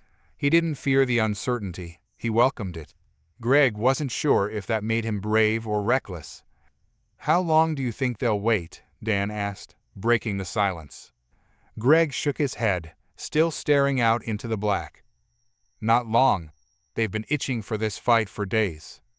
Dan nodded, his gaze narrowing. "Then we should be ready." It was a simple statement, but it carried a weight that Greg couldn't ignore. He had spent his entire life trying to avoid conflict, always believing there was another way, a path that didn't lead to violence. But here, in the cold, uncaring vastness of space, that belief felt naive. He wasn't just a father anymore. He was a leader, whether he wanted to be or not. The command center aboard the Odyssey was abuzz with activity. Officers from various factions worked alongside the humans, sharing intelligence, adjusting battle strategies, and coordinating the fleet's movements. Greg had done his best to forge alliances, but the truth was that many of those relationships were tenuous at best. Trust was a rare commodity in a galaxy on the brink of war. General Jar of the Zathel Coalition stood near the main holographic display, his imposing frame casting a long shadow. His yellow eyes scanned the battle map, which showed the enemy fleet moving into position. "They'll hit us in waves," Jar said, his voice calm but resolute. "Their strategy will be to overwhelm us with numbers, force us to divide our forces, and then pick us apart." Greg nodded, though he felt a gnawing pit in his stomach. He wasn't a military man. He had no experience with this kind of warfare, no frame of reference for the sheer scale of destruction that was about to unfold. "What's our best move?" Dan asked, stepping forward to join the conversation. Jar's eyes flicked to him, appraising. "We hold our line. We can't afford to get drawn into a chase. Let them come to us. We'll concentrate our firepower on the first wave, break it, and then reposition before the second wave hits. If we can hold them off long enough, they'll start to fracture. Some of their factions are only in this for personal gain. They won't stick around if they think they're going to lose." Greg looked at the battle map, watching as the enemy fleet continued its slow, deliberate approach. "And if they don't fracture?" Jar's expression didn't change. "Then we fight until we can't." As the battle drew closer, Greg retreated to his quarters for a moment of solitude. The weight of leadership was heavier than he had ever imagined, and he needed space to think. He sat at his desk, staring out of the small viewport. In the distance, the enemy fleet loomed like a dark storm on the horizon. He thought about all the moments that had led them here. The discovery of the Empire, the council meetings, the betrayals. How had it all spiraled so quickly? They were a family, nothing more, nothing less. But now, they were symbols, representatives of a power they didn't understand and certainly hadn't asked for. Greg couldn't help but wonder if this was what humanity's ambition had always been destined to lead to: destruction. He thought of Earth, of the wars that had been fought there over the centuries. Humanity had always sought progress, always pushed the boundaries of what was possible. But that ambition had often come at a terrible cost. And now, here they were, on the brink of another war, one that could make the conflicts of Earth seem small by comparison. Was it inevitable? Was war the natural outcome of progress, of curiosity, of the desire to understand and control the universe? Greg didn't have the answers. All he knew was that, once again, they were about to pay the price for that ambition. The battle began with a flash of light, hundreds of ships surging forward in a coordinated attack. The enemy moved with precision, their formations tight, their weapon systems glowing with deadly intent. Greg stood on the bridge, watching as the first wave of enemy fighters approached. "All ships, hold the line," Jar ordered, his voice carrying through the comm system.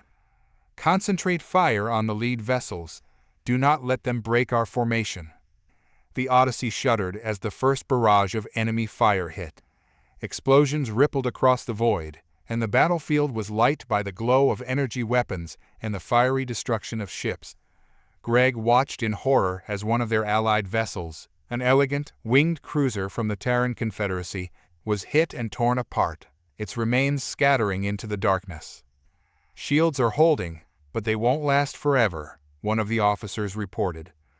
"Divert power to the forward shields," Greg ordered, his voice sounding more confident than he felt. "We need to break their momentum." The enemy ships pressed forward, their weapons relentless, but the Allied fleet held its ground, returning fire with everything they had. Greg could see the strain on the faces of the crew around him, could feel the tension in the air. They were outnumbered, outgunned, and every second felt like an eternity.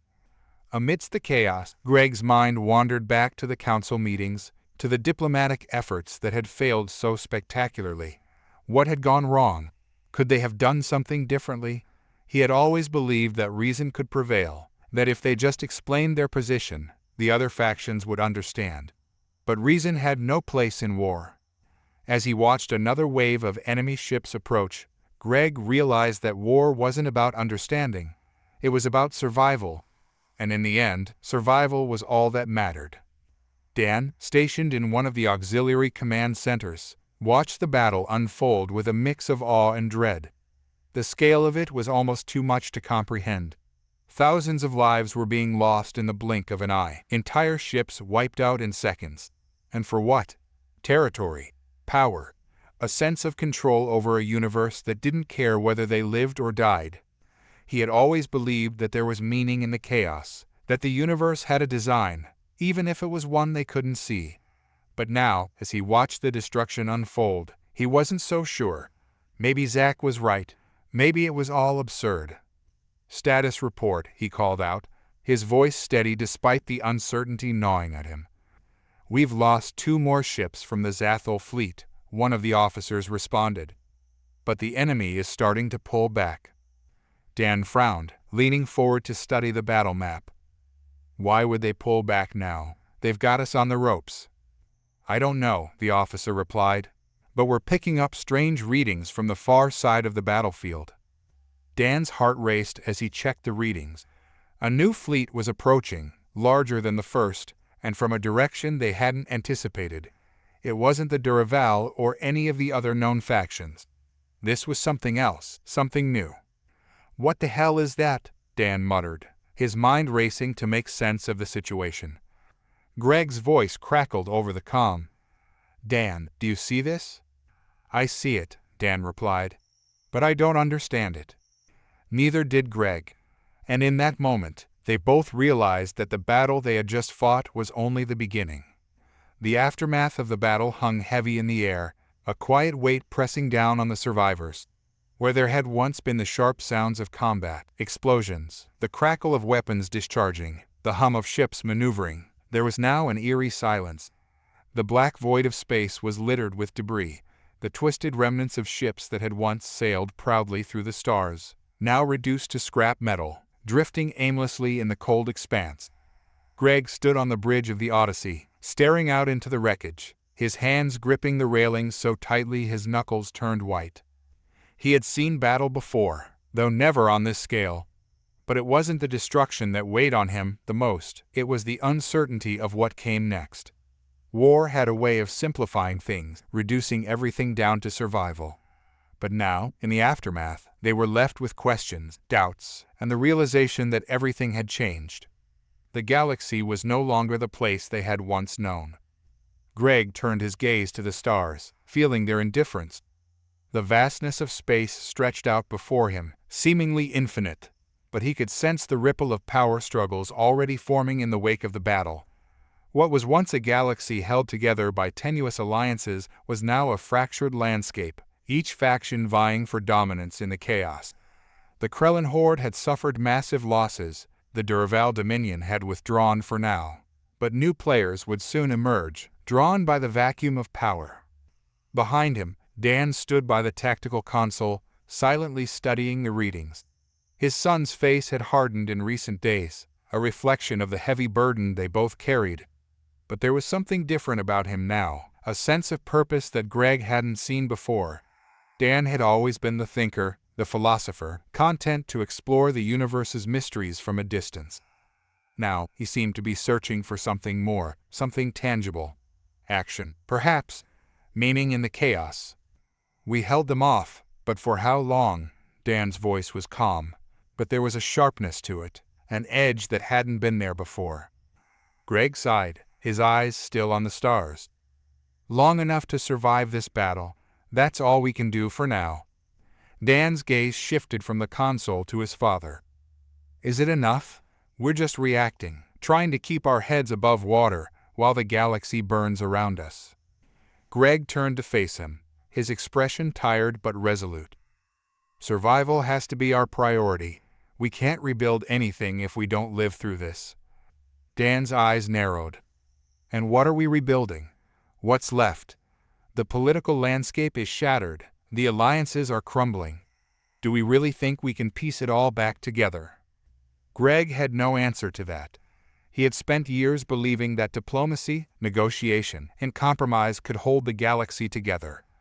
But the battle had proven that those ideals had limits, and now they stood on the edge of something far more dangerous, a galaxy where survival wasn't guaranteed, where power was the only currency that mattered.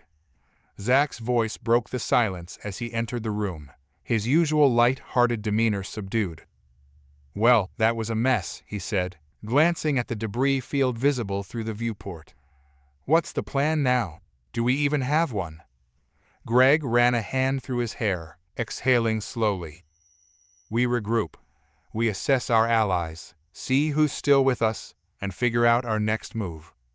Zach nodded, though his brow furrowed in thought. And what if no one's with us? I mean, we barely held the line as it is.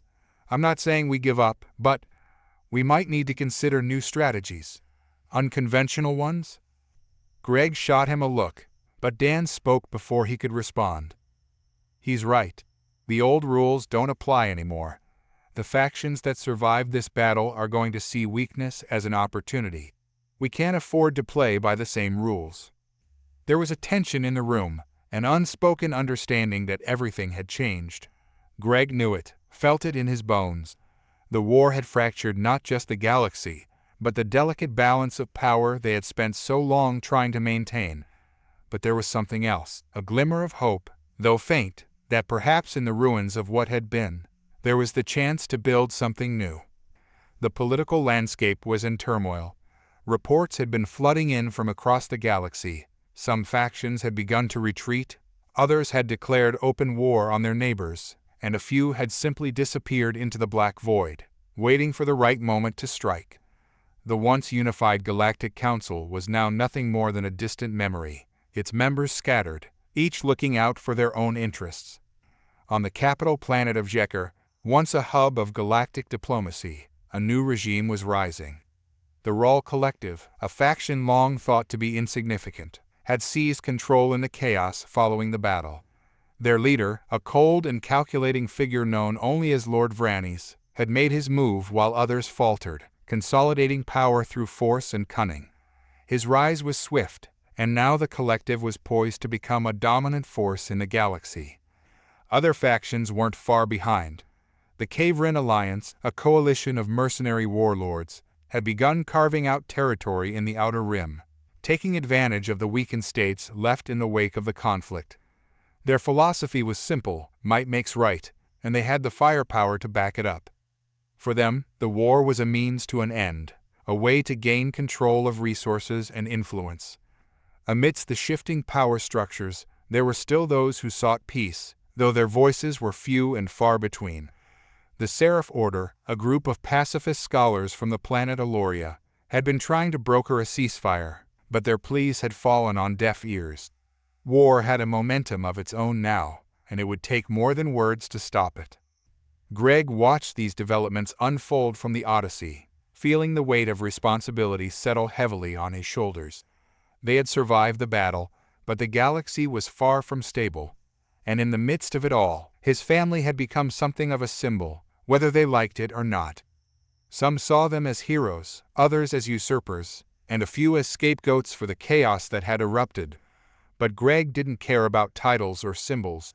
He cared about the future, about whether his sons, and the people they fought for, would have won. Dan sat alone in one of the ship's observation chambers, staring out at the stars. The galaxy felt different now, harsher, more unforgiving. He had always believed that the universe was a vast, interconnected web, each thread pulling on another in a delicate balance. But now, that web seemed frayed, torn apart by the forces of war and ambition. The alien philosopher he had spoken with weeks earlier had once told him that destiny was nothing more than a series of choices, each one leading to the next, like stepping stones across a river. At the time, Dan had found comfort in that idea, that no matter how chaotic things seemed, there was still a path, still a way forward. But now, he wasn't so sure. The galaxy had been thrown into disarray, and the choices they faced felt more like dead ends than stepping stones.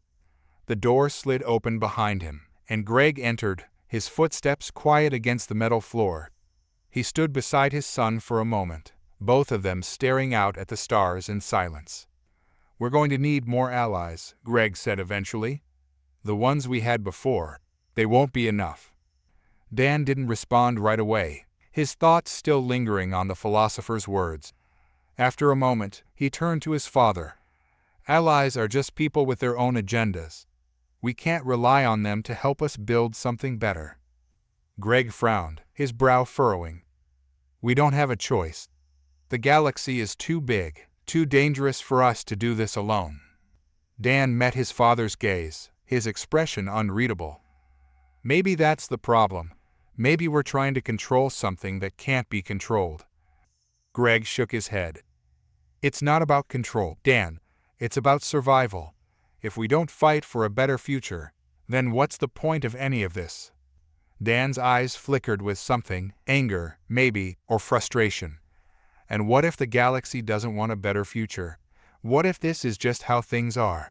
War, chaos, power struggles, maybe that's the natural order.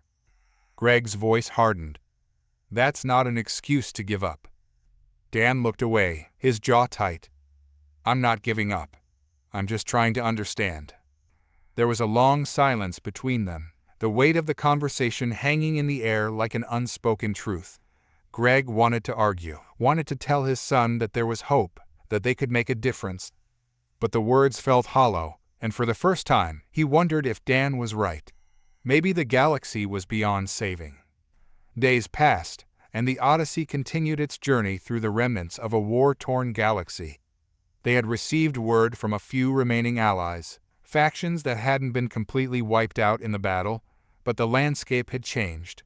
Trust was fragile, alliances uncertain. Zach had taken to spending his time in the engine room, tinkering with the ship's systems, trying to distract himself from the growing tension. Greg knew his younger son felt the weight of it all too, though he hid it behind a mask of humor and bravado. But there was only so much they could do, only so much any of them could control. As the Odyssey approached a neutral system where they hoped to meet with potential allies, Greg found himself thinking about the choices they had made to get here. Every decision, every alliance, every battle, it had all led them to this moment. But was it enough? There was a flicker on the ship's sensors, and Dan's voice came over the comms. "We've got company. Looks like more than just one ship." Greg felt his heart skip a beat. Another battle? Or something worse? He had no answers, only the same uncertainty that had plagued him since the war began. But this time, something was different. Amidst the fear, the tension, and the chaos, there was a glimmer of something else. Something he hadn't felt in a long time. Hope.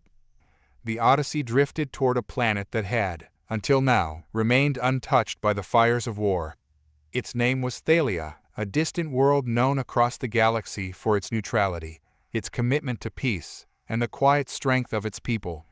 In an age of war and political chaos, Thalia had become something of a legend. Its people, the Thalrians, were respected for their wisdom, sought after by those desperate for guidance, but feared for their power. Not power in the traditional sense, Greg thought, as he stood at the window of the ship's observation deck. gazing down at the planet's surface. There were no vast armies, no fleets of warships, no weapons of mass destruction. Their strength lay in something far less tangible, something he had yet to understand. As the ship approached the planet, the differences from the worlds they had seen ravaged by conflict were immediately apparent. Thalia's surface wasn't scarred by craters or battlefields. It was a planet of lush forests, vast oceans, and towering mountains that rose like sentinels from the land. The cities were few and far between, scattered across the planet in a way that made them feel more like part of the natural landscape than the center of civilization. There were no massive skyscrapers or sprawling metropolises. Everything seemed to blend, to coexist in a balance Greg found difficult to describe. The docking procedure was swift, though devoid of the usual formalities. There were no military checkpoints, no security forces to escort them from the ship. Instead, they were greeted by a single figure, a tall, slender being with skin the color of dark amber, and eyes that seemed to radiate calm. The Thalrian, who introduced himself as Kellen, wore simple robes and offered a small, respectful nod as Greg, Dan, and Zach disembarked. "Welcome to Thalia," Kellen said in a voice that was soft but carried a weight of certainty. "We have been expecting you." Greg exchanged a glance with Dan, who raised an eyebrow as if to say, "Of course they have." Thalia's reputation for neutrality had always been coupled with whispers of otherworldly knowledge, a deeper connection to the universe's hidden currents. Still, hearing it firsthand was unsettling. They had barely sent word ahead, yet the Thalrians seemed to know exactly when they would arrive, as if they were always watching, always listening. Kellen gestured for them to follow, and they did, walking along a narrow path that led away from the landing platform. There were no vehicles here, Greg realized, no shuttles to take them to the nearest settlement. They walked, slowly, deliberately, through a dense forest of trees whose branches reached high into the sky, their leaves glowing with soft hues of violet and blue. The air was thick with the scent of earth and flowers, the hum of insects and distant calls of animals providing a backdrop of sound that made the silence between them feel less oppressive. Dan fell into step beside his father, his gaze wandering over the landscape. "It's different here," he murmured, almost to himself. "I don't know if I've ever been anywhere so quiet." Greg nodded. The silence wasn't just the absence of noise. It was something deeper, a kind of stillness that seemed to permeate the very air around them. There was no tension here, no fear or suspicion in the eyes of the people they passed along the way. Instead, there was a calm acceptance, a feeling that everything was as it should be. It was a stark contrast to the chaos and conflict that had consumed the rest of the galaxy, and Greg found it both comforting and disorienting. After some time, they arrived at a small settlement nestled at the base of a mountain range. The buildings were simple, made of stone and wood, their designs blending seamlessly with the natural world around them. There were no grand halls or towering structures, just homes, gardens, and spaces for quiet contemplation. Kellen led them to a courtyard at the center of the village, where a group of Thalrians had gathered, seated in a circle beneath the shade of an ancient tree whose massive roots twisted and turned through the ground like veins of an old, living creature. At the center of the circle sat an elder, a Thalrian woman with skin that seemed to shimmer like liquid gold in the dappled sunlight. Her eyes were closed, her face serene, and for a moment Greg wondered if she was meditating. But then her eyes opened, and she looked directly at him, as though she had sensed his arrival before he had even set foot in the courtyard. "Greg Henderson," the elder said softly, her voice carrying the same quiet strength as Kellen's. "You've come seeking answers." Greg hesitated, unsure of how to respond. But the elder did not wait for him to speak. She turned her gaze to Dan, studying him with an intensity that made his son shift uncomfortably. "And you, young one," she continued, her voice like the rustling of leaves in the wind. "You carry questions within you, questions that have weighed on your heart for some time." Dan said nothing, but his posture stiffened, and Greg could see the conflict in his eyes. There had always been questions with Dan, questions about the universe, about fate and free will, about the meaning of the choices they made. But those questions had grown darker, more cynical, since the war had begun. Greg had seen it happening, had watched as his son's idealism was slowly eroded by the harsh realities of life in a galaxy at war. The elder gestured for them to sit, and they did, joining the circle of Thaurians under the tree. "You have come to Thalia seeking wisdom," she said, her gaze sweeping over the group. "But wisdom is not something that can be given. It is something you must find within yourself." Greg leaned forward slightly, his brow furrowing. "We're not just here for philosophical debates," he said, his voice tinged with frustration. "The galaxy is falling apart. War is spreading, and millions of lives are at stake. We need solutions, not riddles." The elder's expression remained serene, unperturbed by Greg's outburst. "And yet, it is the very search for solutions that has brought the galaxy to this point. You seek control, power over events and circumstances that cannot be controlled. Peace is not something that can be imposed. It must be nurtured, cultivated, like the plants that grow in this forest." Dan spoke up then, his voice quiet but firm. "And what about when peace isn't an option? What about when you're left with nothing but war? Do you just stand by and let everything fall apart?"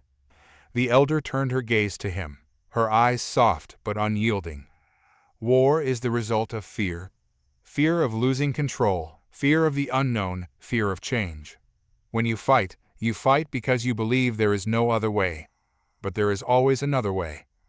Dan's brow furrowed, his hands clenched into fists at his sides. "That's easy to say when you're sitting on a planet that hasn't seen conflict in centuries. But out there, it's different. People are dying. Empires are crumbling. What good is peace if you're not alive to enjoy it?" The elder regarded him for a long moment, then slowly rose to her feet. The others in the circle followed suit, and Greg and Dan found themselves standing as well. The elder gestured toward the mountain range in the distance. "Come," she said, "there is something I wish to show you." They walked in silence, the path winding through dense forests and rocky terrain as they made their way toward the mountains. Greg had expected the elder to speak, to offer more words of wisdom or explanation. But she remained quiet, leading them onward with a sense of purpose that was both calming and unnerving. Finally, they reached a cliff that overlooked a vast valley below. The sun was setting, casting long shadows across the land, and the sky was a deep shade of violet, streaked with the last light of day. The elder gestured for them to look out over the valley. "Tell me," she said softly, "what do you see?" Greg frowned, unsure of what she was asking. The valley below was beautiful, a sea of green trees and winding rivers that seemed untouched by time. But there was nothing remarkable about it, nothing that seemed to answer the questions that weighed on his mind. "I see a forest," Dan said, his voice tinged with impatience. "A river, mountains. What are we supposed to be looking for?" The elder smiled gently. "You see what is before you, but you do not see what lies beyond it. Peace is not simply the absence of conflict. It is a state of being, a way of seeing the world that goes beyond the surface. The valley below is not just a place. It is a reflection of balance, of harmony. It exists because it is allowed to exist, because no one seeks to dominate it, to bend it to their will. It thrives because it is free." Greg's brow furrowed.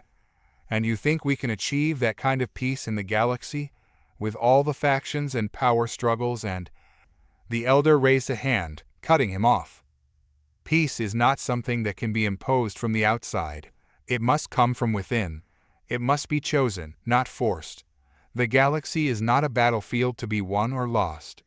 It is a living, breathing entity, and it will only thrive when those who inhabit it learn to live in harmony with one another." Dan's expression was conflicted, his gaze fixed on the valley below.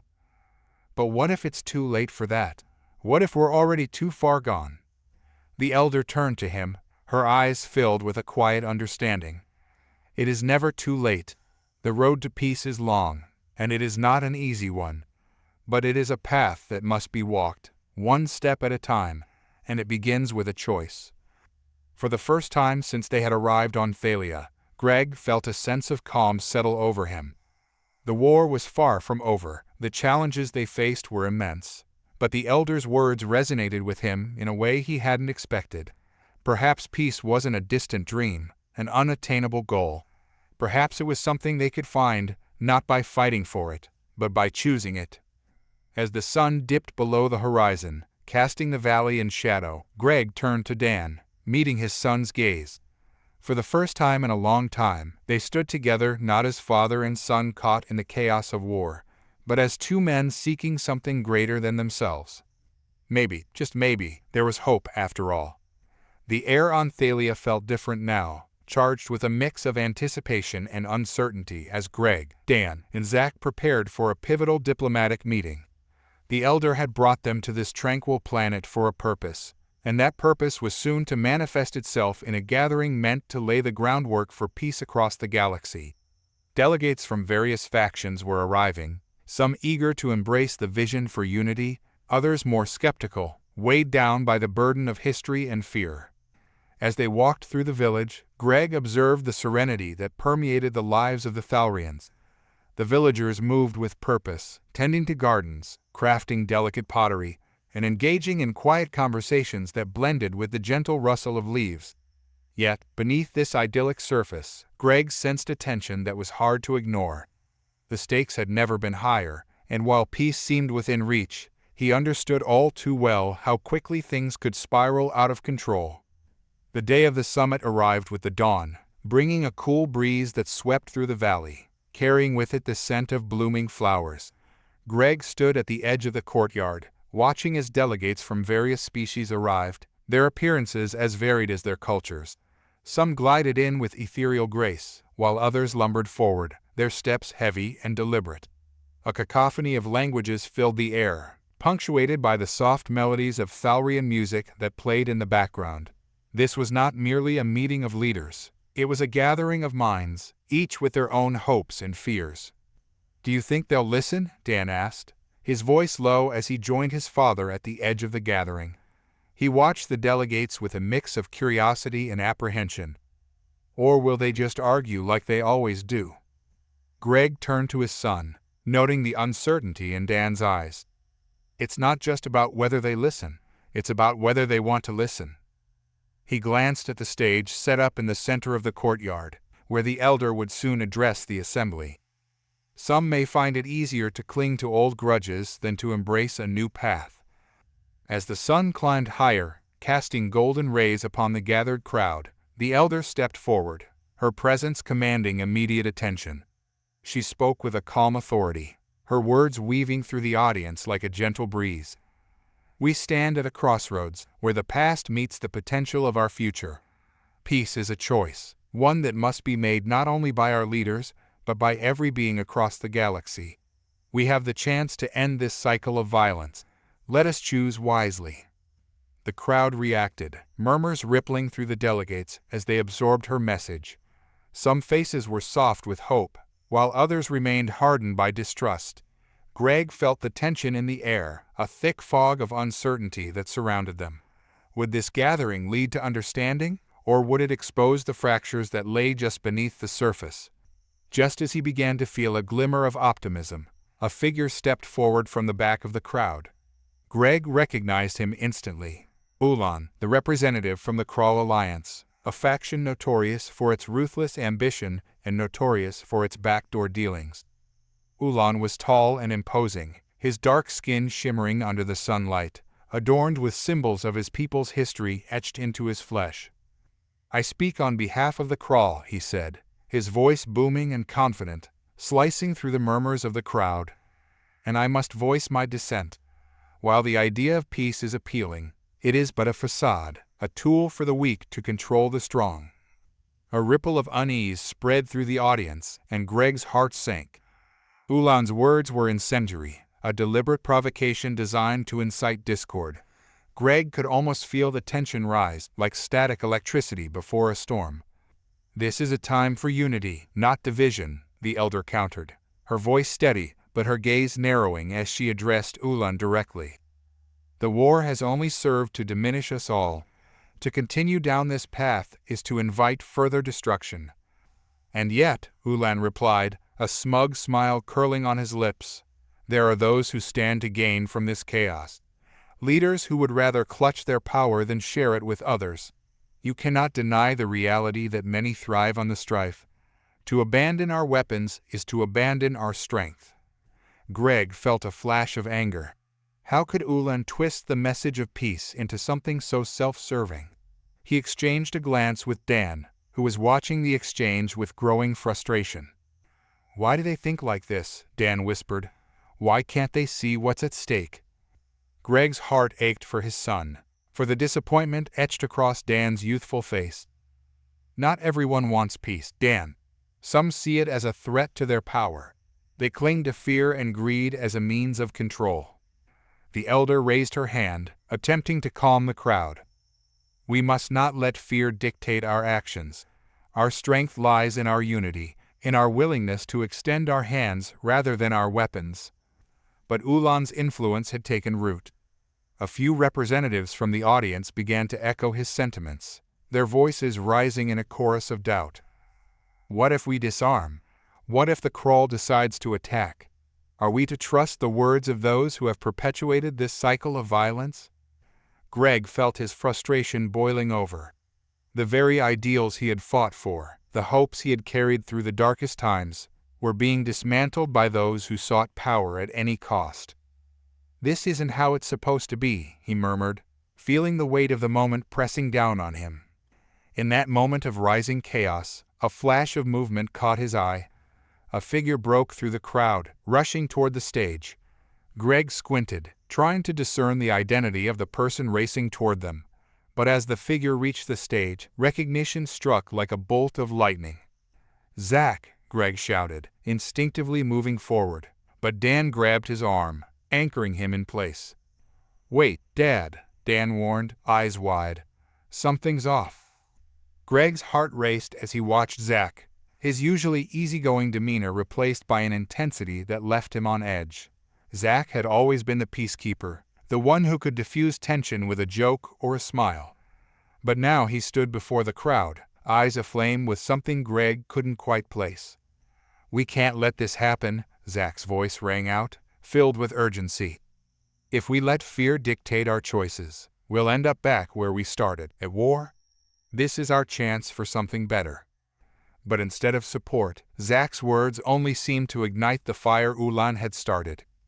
"You dare question the wisdom of the Krull?" Ulan challenged, stepping forward with a menacing glint in his eyes. "You're a fool if you think peace can be achieved without power backing it." Zach's expression hardened, and for a moment, Greg saw the flicker of doubt cross his face, a brief crack in the armor he had worn. "That's not how it has to be. We can choose differently." But Ulan stepped closer, leaning into Zach's space, a predator circling its prey. "And what would you know about power? You stand here, naive and idealistic, while those of us who understand the game have to live with the consequences of your ignorance. You think they'll let you go without a fight? Look around you.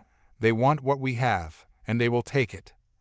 With that, Ulan turned away, dismissing Zach with a flick of his hand, as if he were nothing more than an insect buzzing about his head.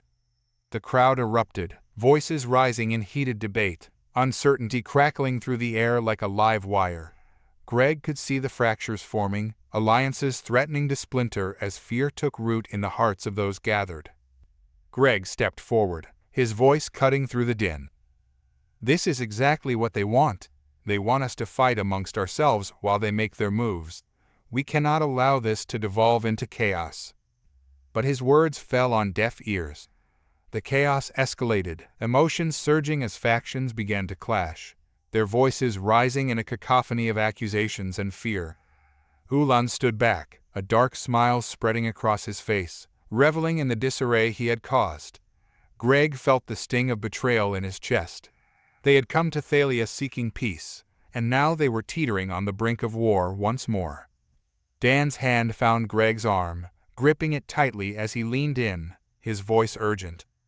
"We have to do something, Dad, if this falls apart now." Greg shook his head, desperation creeping in. I know, but what? We can't fight our way out of this. It's a diplomatic issue. We need to find a way to calm them down." Just then, A loud bang echoed through the courtyard, startling everyone into silence. Greg's heart dropped as he turned, scanning the crowd for the source of the sound. The elder stood at the edge of the stage, her face pale as she clutched her chest, eyes wide with shock. Around her, delegates recoiled, some falling to the ground, while others frantically searched for cover. "Get down," Greg shouted, instinctively moving to shield Dan as he pushed forward, eyes wide with panic. But it was too late. Another shot rang out, and chaos erupted once more, delegates scrambling for safety, cries of fear and confusion filling the air. Greg moved through the crowd, scanning faces for signs of danger, adrenaline coursing through his veins. He needed to find Zach, needed to ensure his son was safe amidst the turmoil. The crowd swelled and surged, pushing him away from the stage as Greg caught glimpses of Ulan, who stood apart, surveying the chaos with an unsettling calm. It felt as if he was orchestrating the destruction unfolding around them, delighting in the fear that had taken hold. "Where's Zach?" Greg shouted to Dan, desperation threading through his voice. "I don't know," Dan replied, scanning the crowd. "I think he went after Ulan." Before Greg could respond, Dan dashed toward the stage, and Greg followed, forcing his way through the throng of bodies. He could feel the pulse of panic and anger, a tide of emotion threatening to pull them under. This was not how it was supposed to go. They had come seeking peace, and now they were witnessing the disintegration of any hope they had nurtured. As they reached the edge of the stage, Greg spotted Zach confronting Ulan, their voices rising above the chaos. "You think this is how it's done? You think inciting fear will give you power?" Zach shouted, his voice strong despite the uncertainty swirling around them. Ulan smirked, stepping closer to Zach, a predatory gleam in his eye. "You're in over your head, boy. This is how the galaxy works. If you want peace, you have to take it by force. You have to be willing to get your hands dirty." The tension was palpable, the air thick with the weight of their confrontation. Greg felt the dread pooling in his stomach as he stepped forward, his voice firm. "Zach, step back. This isn't a fight we can win." But Zach stood his ground, determination etched across his features. "No, Dad. We have to stand up to this. If we don't, we'll lose everything we've fought for." Before Greg could intervene, Ulan lunged forward, pushing Zach back with a sudden, violent shove. "Foolishness," he spat, his eyes filled with disdain. "This is a game of survival. You'll learn that soon enough." In that moment, Greg felt time slow, an agonizing clarity washing over him. This was not just a moment of conflict. It was a culmination of everything they had encountered, the lies, the fears, the betrayals that had led them here. The ideals of peace were crumbling under the weight of ambition and greed, and if they weren't careful, they would all be swept away in the tide. "Everyone, listen," Greg called out, raising his hands in an attempt to calm the chaos that enveloped them. "We need to stop this. We can't let fear dictate our actions. We must find common ground, or we will lose everything." But his words fell on deaf ears as Ulan turned, his expression shifting from disdain to something darker. "You think your words matter? You're nothing but a relic of a dying age. The galaxy is changing, and it will not wait for you to catch up." In a flash, Ulan drew a weapon from beneath his cloak, aiming it directly at the elder, who stood frozen in shock. The collective gasp of the crowd echoed like a thunderclap, the air thick with tension. "No!" Zach shouted, lunging toward Ulan, but it was too late. The sound of a shot fired rang through the courtyard, and time seemed to freeze as Greg watched in horror. The elder staggered, a look of disbelief crossing her face as she fell to the ground, her eyes searching the crowd for understanding, for solace. "No!" Greg shouted, adrenaline surging as he pushed through the chaos, reaching the stage just as the elder crumpled to the ground. "Someone call for help," he screamed, falling to his knees beside her. Blood pooled around her, dark and warm against the cool earth. "Elder, please." Her breath was shallow, her eyes dimming as she reached out for him. "It's too late for me," she murmured, her voice barely a whisper. "But you must not let it end here. Fight for peace, not just with words, but with your heart." Tears blurred Greg's vision as he grasped her hand, feeling the life slipping away.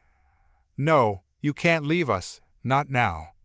The elder's gaze locked onto his, a flicker of determination igniting in her fading eyes. "You must carry this torch. For all of us. The choice is yours, always." With that, her hand fell limp, and Greg felt the weight of despair crashing over him like a wave. In that moment, everything shifted. The fragile peace they had fought for lay shattered around them, and the echoes of betrayal resonated in his mind. Zach stood nearby, his expression one of raw horror as he processed the events that had unfolded. "Dad, what do we do now?"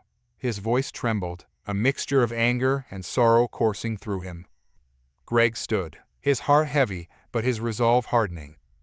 "We fight. Not with weapons, but with the truth. We expose Ulan for what he is, and we rally those who still believe in peace. This isn't the end, it's a new beginning." The crowd was in disarray, fear and anger bubbling beneath the surface, but Greg could see a flicker of determination in some faces. He turned to face them, his voice rising above the chaos. "We will not let this betrayal define us. We will rise from the ashes of this moment and forge a path forward." Ulan watched, his expression a mix of amusement and contempt as the crowd began to shift. "You think you can rally them? You're a fool," he shouted, but his voice was drowned out by the swelling chorus of those who had gathered, a tide of voices rising in support of Greg's resolve. "Together," Greg shouted, feeling the energy of the crowd begin to shift. "Together, we can choose a better path. We are not defined by our past, but by our choices moving forward." Slowly, faces began to turn toward him, eyes filled with a mix of hope and determination. Greg could see it, the glimmer of something deeper beneath the layers of fear. They were tired of the cycle, tired of the betrayals, and they longed for something more. As the delegates began to coalesce around Greg's words, he could feel the tide turning. The darkness that had threatened to engulf them was beginning to recede, replaced by the possibility of unity, the power of shared purpose. In that moment, he realized that even amidst betrayal, there was a light that could guide them forward. The road would be long and fraught with challenges, but it was a path worth fighting for, a path toward true peace, and he would not walk it alone. Together, they would forge ahead, united in their determination to stand against the darkness and reclaim the future that had once seemed lost. The dim light from the control room flickered across Greg's face as he sat alone, his hands resting on the edges of a weathered console. The hum of the ship was barely audible, a stark contrast to the chaos that had engulfed the galaxy just days before. His reflection in the cracked display showed the lines of exhaustion etched deep into his skin. Every decision, every choice, each one a ripple that had grown into a tidal wave of consequence. He wasn't sure anymore if the path he had taken was the right one, or if he had ever had a choice at all. The galaxy outside was breaking. Across light years, planets once teeming with life were now little more than smoldering ruins, their once proud inhabitants scattered or lost to the cold void. Greg had seen the aftermath firsthand. The devastated cities, the hollowed-out shells of worlds where entire species had been wiped out in the blink of an eye. Yet, here he sat, untouched by the violence, wrapped in the cold silence of the ship, trying to reconcile his role in it all. He closed his eyes, letting the weariness wash over him. Leadership had always seemed like a straightforward concept: do what's best for the people who depend on you. But out here, among the stars, the rules changed. It was never just about his family or his people anymore. His actions had reverberated across systems, pulling governments, empires, and entire civilizations into the fray. What started as a quiet vacation had become a deadly dance of diplomacy and war. And now, as the galaxy teetered on the edge of collapse, he found himself questioning whether it had been worth it. There had been peace once, or at least something resembling it. Now, broken alliances scattered across the stars like shattered glass. He could still hear the voices of the leaders from worlds near and far, some begging for aid, others cursing his name. His mind drifted to the meeting halls filled with alien delegates, each representing a unique culture, philosophy, and way of life. He remembered the hopeful exchanges, the shared promises of unity, only to watch those alliances dissolve into bitter conflicts. The weight of responsibility sat heavy on his chest. This was not the kind of burden he had imagined when he had been thrust into the role of galactic leader, ruler of an ancient empire he neither understood nor wanted. The Empire's forgotten fleet had answered to him, its power unmatched, its reach endless. But that power had not come with wisdom. The galaxy, fragile and ancient, had been far more complicated than he had anticipated. And now he was faced with the realization that maybe, just maybe, he wasn't meant to lead at all. His thoughts drifted to Dan, his eldest son. The quiet, introspective boy had grown into a man far faster than Greg had expected. Dan had always been different. Where Greg saw order and structure, Dan saw chaos, connections weaving through the fabric of existence in ways Greg couldn't comprehend. Lately, though, Dan had become more withdrawn, his philosophies darker, more cynical. Greg had tried to reach him, but every conversation had felt like two ships passing in the night, neither truly able to bridge the gap between them. Greg's gaze shifted to a small viewport to his right. Stars twinkled against the backdrop of space, indifferent to the turmoil of the beings that populated their systems. Out there, somewhere, was Dan. He had taken the opportunity to slip away, searching for answers in the unknown regions. Greg had once hoped that his son would find clarity, a purpose beyond the violence and the power struggles. But now, he wasn't so sure. Dan stood on the observation deck of a distant vessel, far from his father's reach. The silence was comforting, a stark contrast to the constant noise of political scheming and warfare that had filled his life in recent months. He'd needed space to think, to breathe, to escape the suffocating weight of leadership that had been thrust upon his family. He had once believed that the universe was a place of wonder, a vast expanse filled with infinite possibilities. But that belief had been shattered. What he saw now was a cold, uncaring cosmos, where fate was a cruel master and free will little more than an illusion. Everything felt predetermined, as if they had been caught in a web of cosmic accidents, their choices mere illusions in the grand design. The alien philosopher he had met on the last diplomatic mission had challenged everything he thought he knew. "The universe is indifferent," the philosopher had said, his voice calm yet firm.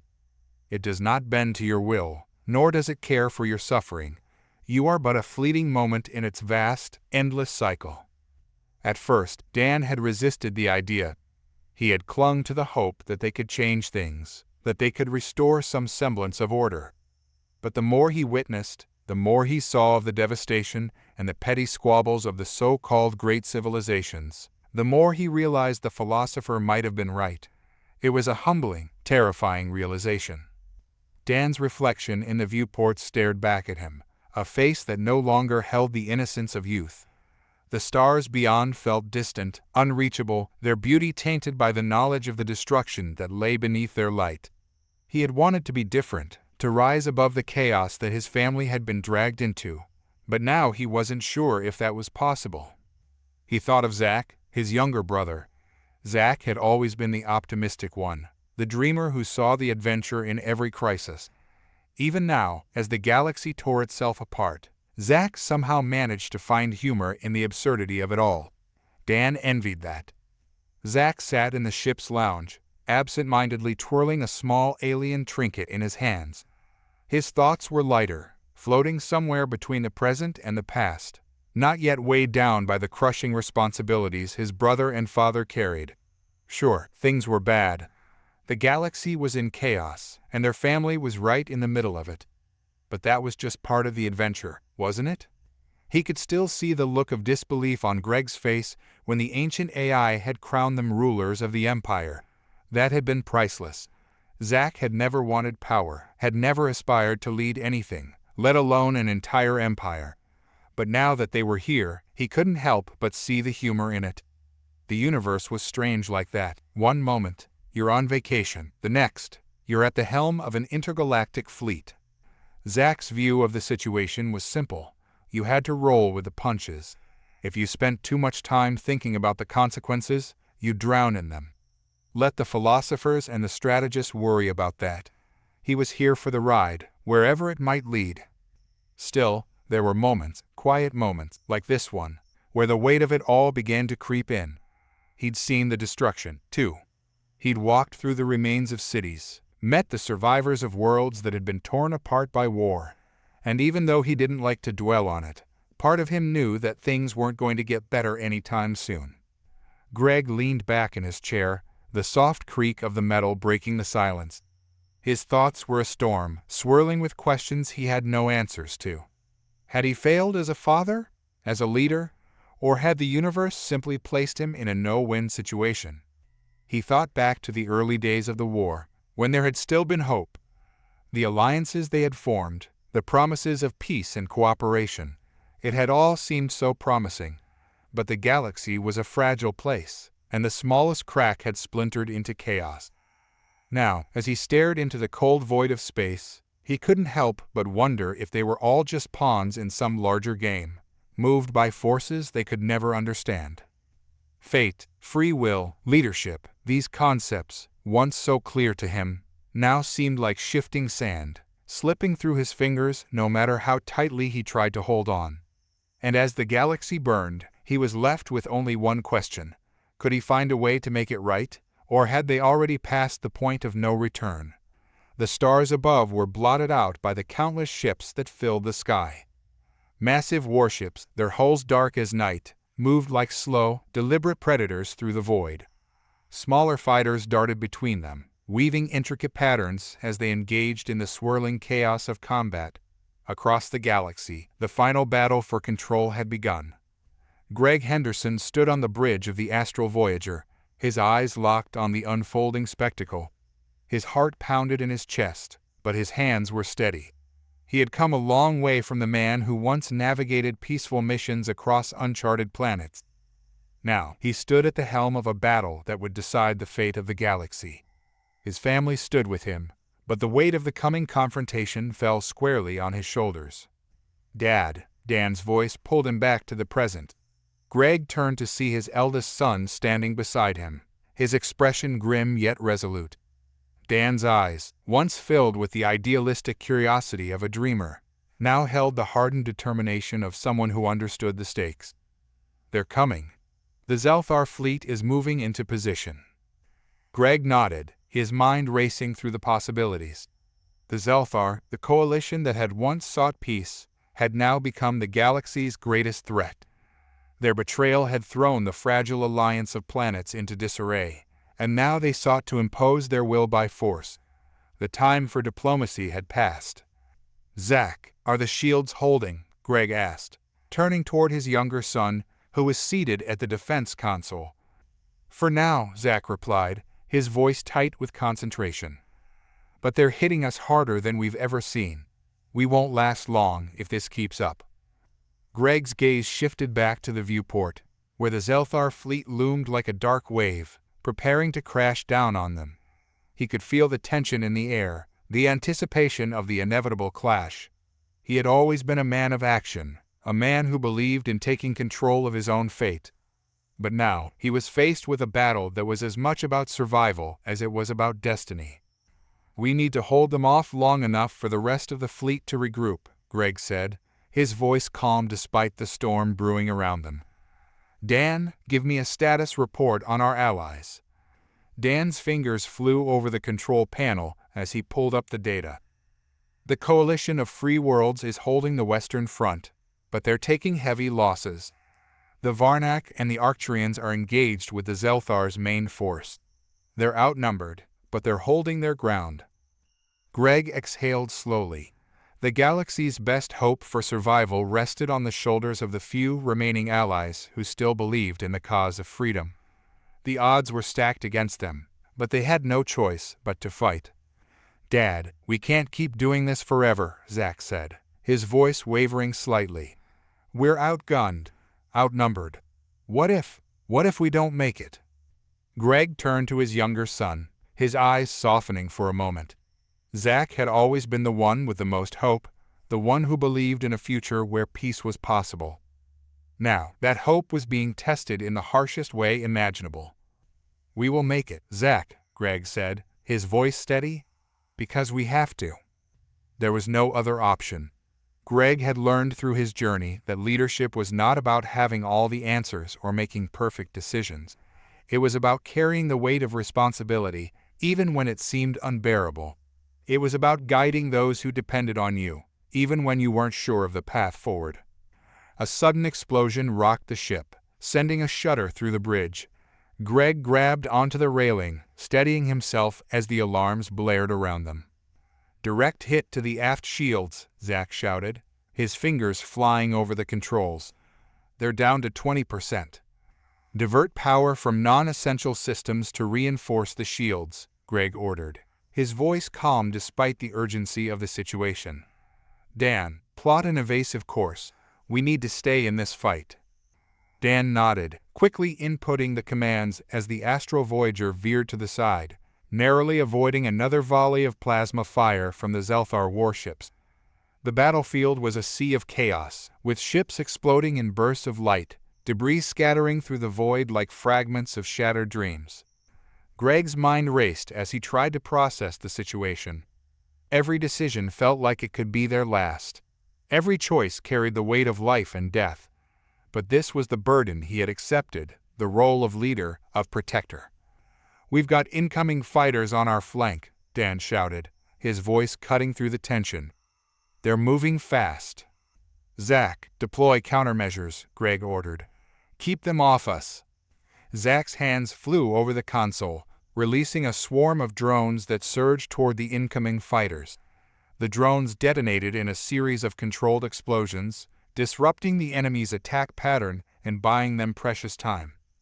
"They're pulling back, but they'll be back soon," Dan said, his voice tense. Greg nodded. They were holding their own for now, but the Zelthar weren't going to give up easily. This was their final push, their attempt to seize control of the galaxy once and for all. As the battle raged on outside, Greg found his thoughts drifting to the journey that had brought them here. He had never sought power, never desired the role of leader that had been thrust upon him. But as the galaxy spiraled into chaos, he had been forced to step up, to take responsibility for the lives of those around him.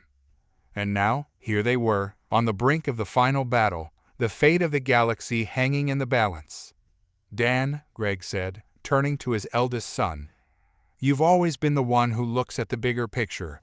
What do you see? What do we need to do?" Dan hesitated for a moment, his brow furrowed in thought. "We need to take out their command ship," he said finally. "It's the key to their entire operation. If we can disable it, we'll disrupt their chain of command. They'll lose cohesion." Greg considered this for a moment. It was a risky move. Going after the Zelthar command ship would put them directly in the line of fire. But Dan was right. If they wanted to turn the tide of the battle, they needed to strike at the heart of the enemy. "Zach, can we get a firing solution on the command ship?" Greg asked. Zach glanced at the tactical display, his fingers flying over the controls. "It's heavily shielded, but if we get close enough, we might be able to punch through." "Then that's our target," Greg said, his voice filled with determination. "Dan, plot a course. We're going in." The Astral Voyager surged forward, weaving through the chaos of the battlefield as it made its way toward the Zelthar command ship. Greg's heart pounded in his chest, but his mind was clear. This was the moment, the culmination of everything they had fought for. As they closed in on the massive warship, Greg could feel the tension building.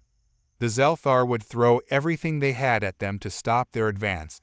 But Greg was ready. He had faced impossible odds before, and he had come out the other side. This would be no different. "Firing range in 30 seconds, Zach reported, his voice tight with focus. "Prepare to fire all weapons on my command," Greg said, his hands gripping the console in front of him. The command ship loomed larger in the viewport, its dark hull bristling with weapons. This was it. The final battle for control of the galaxy. "Firing range in 10, 9, 8. Greg's breath caught in his throat as the countdown ticked down. Everything they had fought for, everything they had sacrificed, came down to this moment. 3, 2, 1. Fire.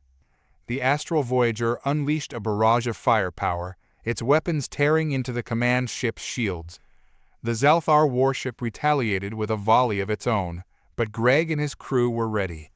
They weaved through the incoming fire, their ship dancing through the void with precision and purpose. "Shields are down to 10%, Zack shouted, his voice filled with urgency. "Keep firing," Greg ordered, his voice unwavering. The command ship's shields flickered, then collapsed under the onslaught. The Astral Voyager's weapons tore into the hull, explosions rippling across the surface of the massive warship. "We've breached the command center," Dan reported, his voice filled with excitement. "They're losing control." Greg allowed himself a brief moment of relief, but he knew the battle wasn't over yet. The Zalthar fleet was still out there, still fighting, but with their command ship crippled, the tide had turned in their favor. As the Zalthar warship began to break apart, Greg took a deep breath. This was it. The final battle, the end of the war that had torn the galaxy apart. But even as the command ship exploded in a brilliant flash of light, Greg knew that the real battle was just beginning. The battle to rebuild, to heal the wounds that had been inflicted on the galaxy. And he knew that he, Dan, and Zack would be there, leading the way. Together.